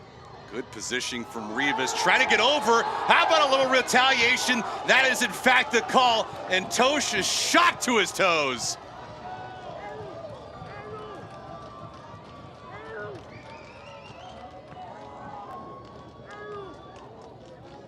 The spots that you want Joaquin Rivas to, but the way that he can just chop a ball on a dime, you get caught lunging in. If you're Sean Tosh, make the most out of the contact, that's for sure, from Joaquin Rivas, but you create your own luck, especially when you're inside your own 18-yard box. It's the ability just to change the direction. That directional second touch sends Sean Tosh lunging, gets caught squared, and now Miami FC have an ability to go up here in the 86th minute. This season, Joaquin Rivas is 2 for 2 on penalties. Zemla has only stopped 1 of 5 shots. Rivas to put Miami FC on the board and ahead, and he does! Joaquin Rivas with his own brace in the 87th minute, and all of a sudden they go from down and out to well ahead and alive, 4-3 Miami.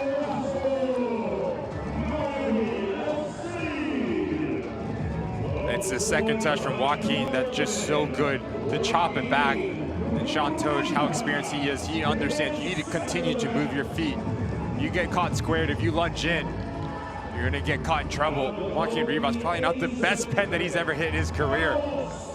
Definitely one of the most effective. Closes up his hips at the last second into the corner. Zemla guesses the right way, unable to keep it out. And Miami FC on the lead here in the 87th minute at home.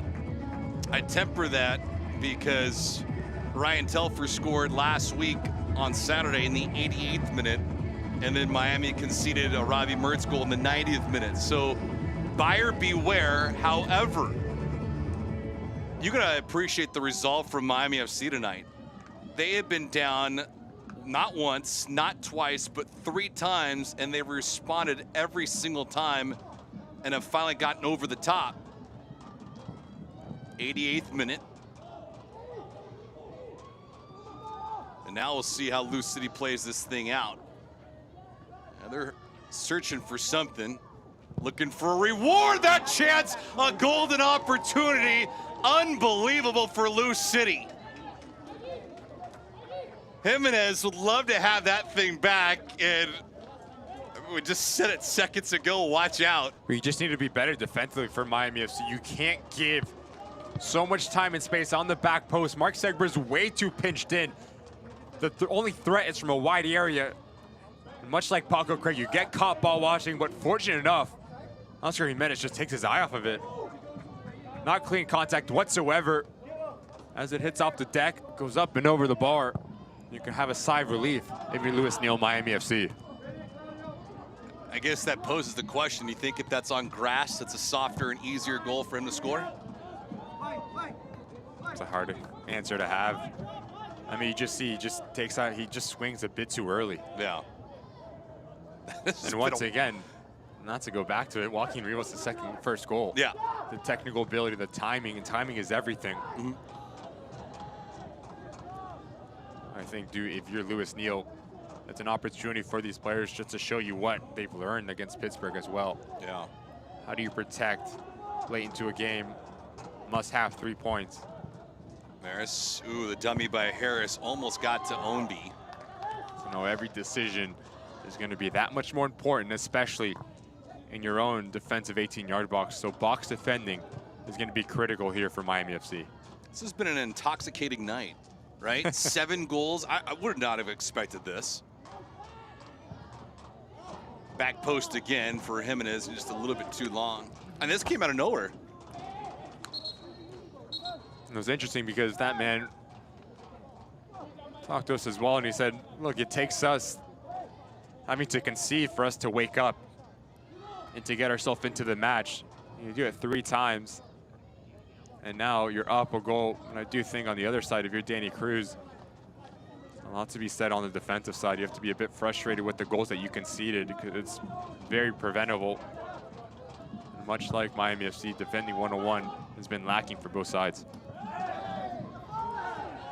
So we're going to have 4 minutes of stoppage time, it looks to be added.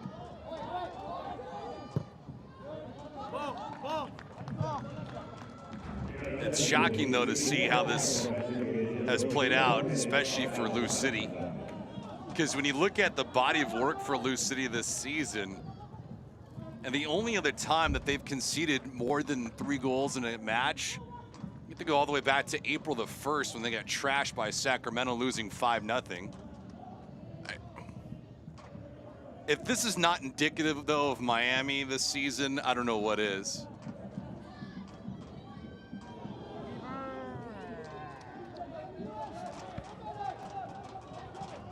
You put 4 up against Lou City.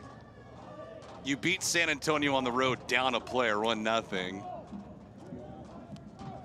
It just, I would imagine it would drive a man to drink, right? Like that's just what you think about when you look at this team and the pieces. I think it's the potential that frustrates you, Yeah. right? Because you see glimpses of it, how good that they can be.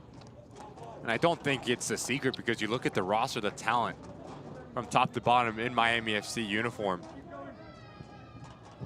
But it's the old saying that the game is not won on paper. Walk across the white line, and then you have to show yourself. You have to showcase what it means not only to have talent, but how do you execute it.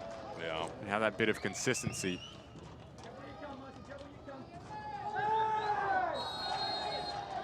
Salazar got taken out by Jimenez.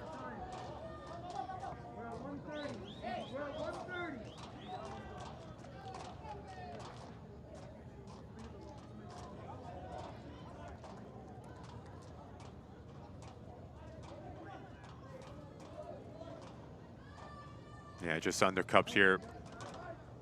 Michael Salazar just comes underneath him. Besides the defensive mental lapse, I think he's been spectacular since coming on the field. Michael Salazar just giving a different body, a different look going forward for Louis Neal and Miami SC.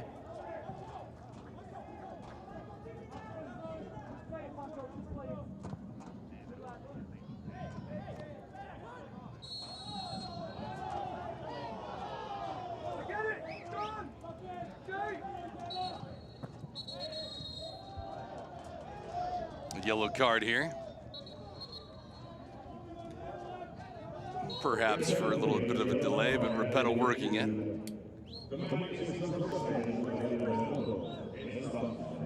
So Rivas with a couple tonight, Sorta with one, Cabral with the other. That did not happen in that order, but right now, Joaquin Rivas' second goal of this contest is the game-winning goal. It occurred in the 87th minute, and he earned it, converting the penalty.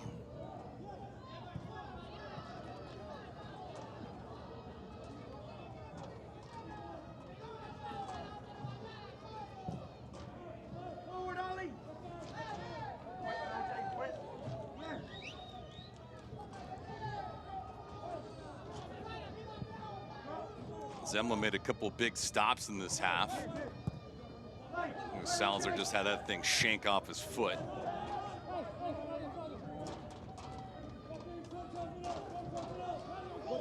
He wasn't under any kind of duress either. Let's see if this comes back to bite him in Miami. Adams working back post, but McGuire aggressive and alert.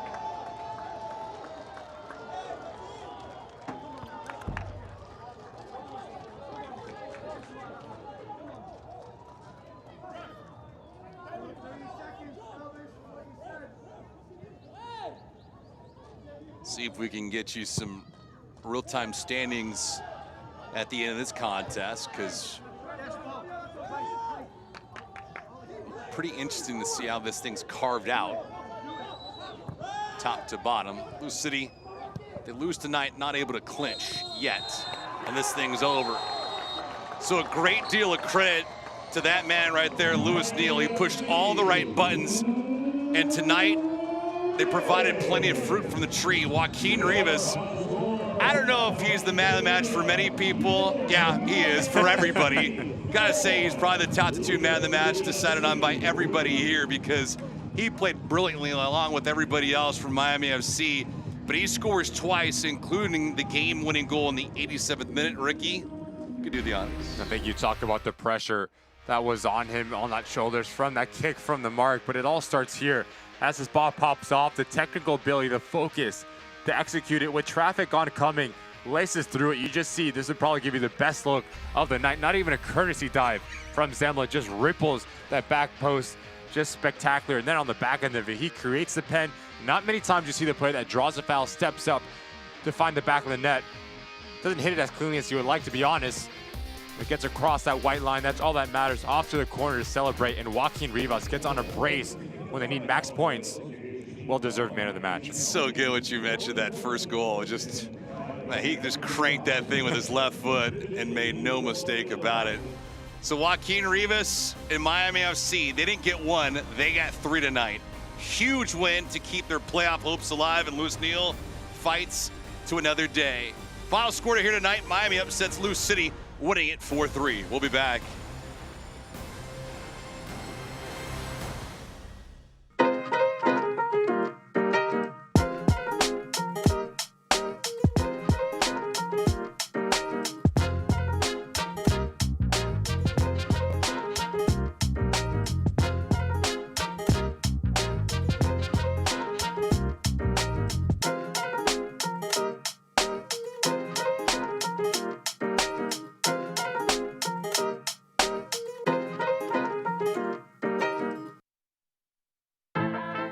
Some people think Miami is just flamingos and palm trees. And hell yes, we have badass sunsets. But Miami's Little Havana, Doral, Little Haiti, Hialeah, Wynwood, Coconut Grove, Kendall, Calle Ocho, Sweetwater, Homestead, cortaditos y coladas empanadas y croquetas is so much more. This is the 305. This is who we really are.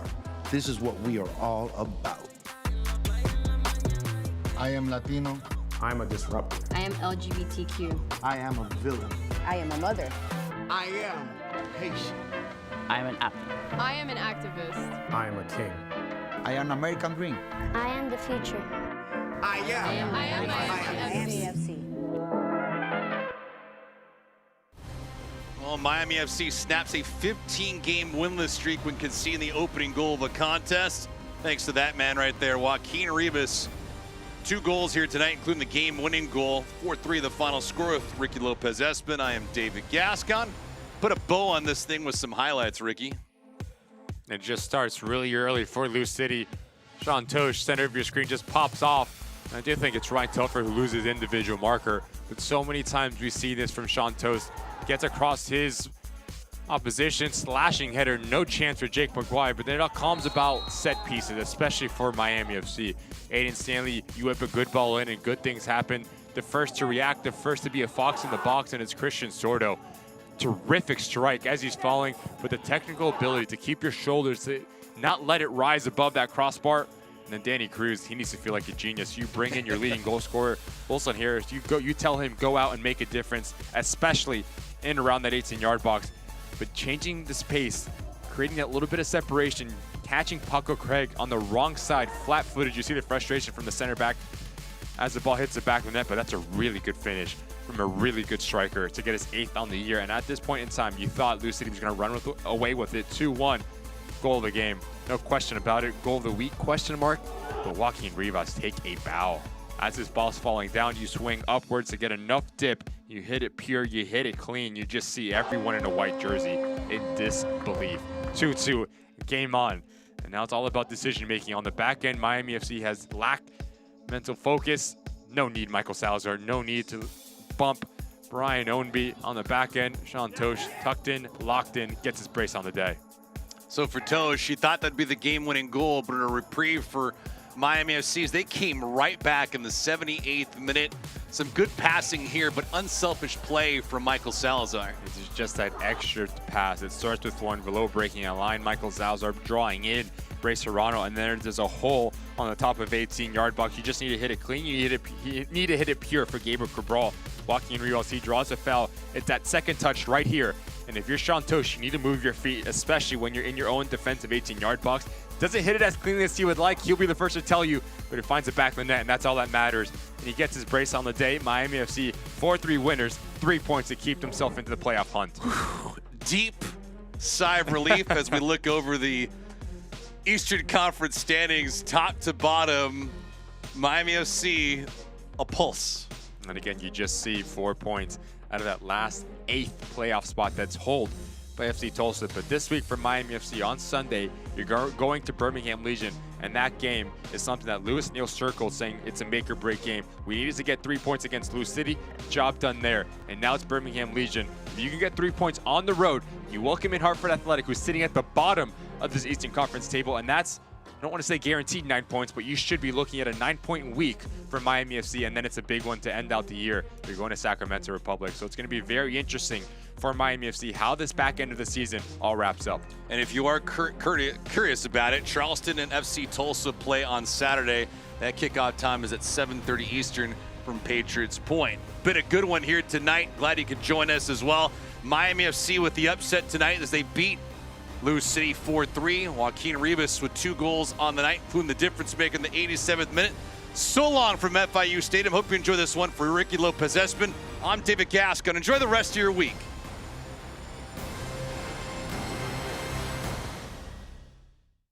This copyrighted telecast of the United Soccer League Championship cannot be retransmitted, rebroadcast, or reproduced without the expressed written consent of the United Soccer League Championship.